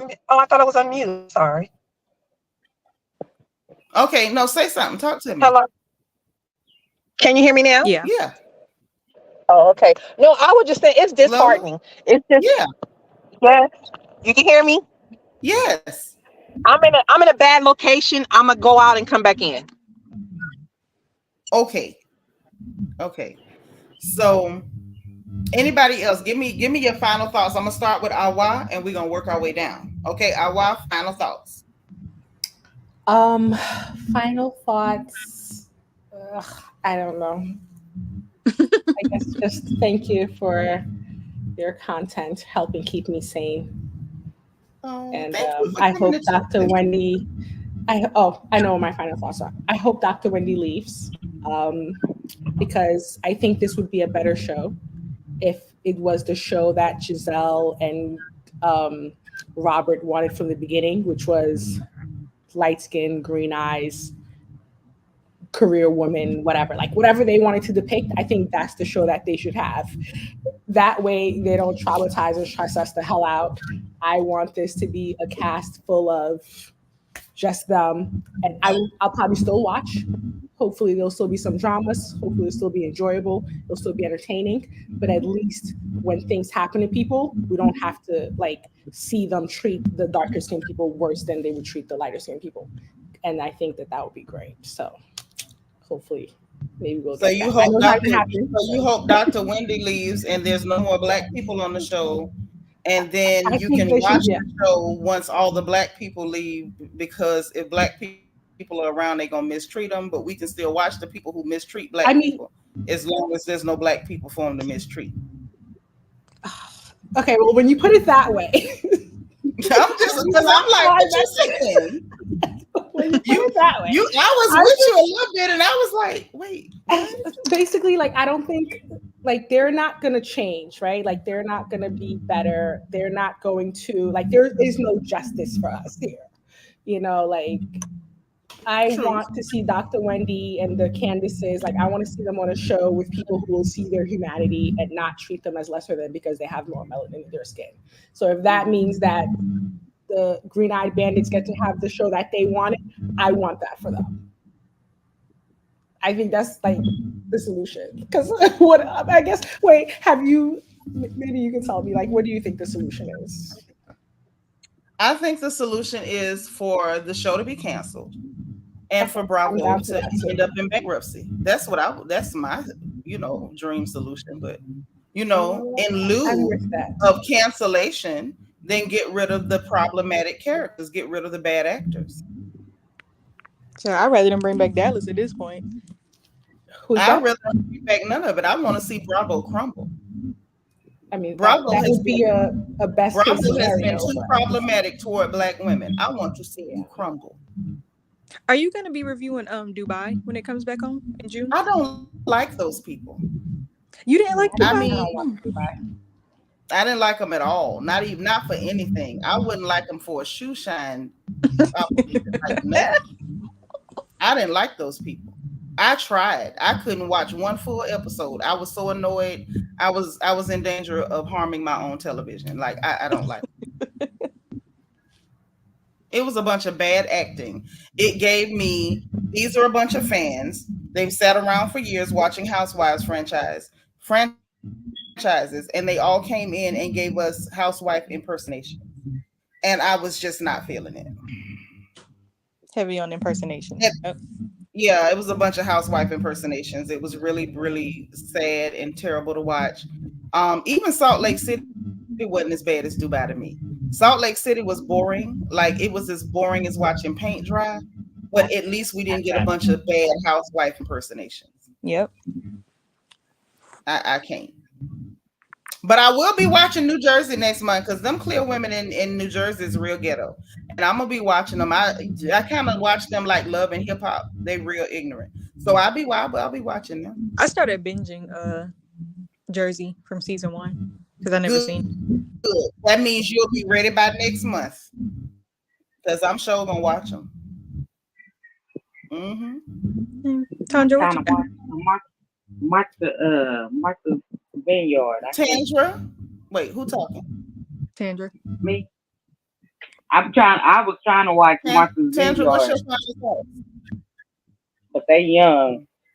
Well, my final point is, I'm glad that Robert's gone.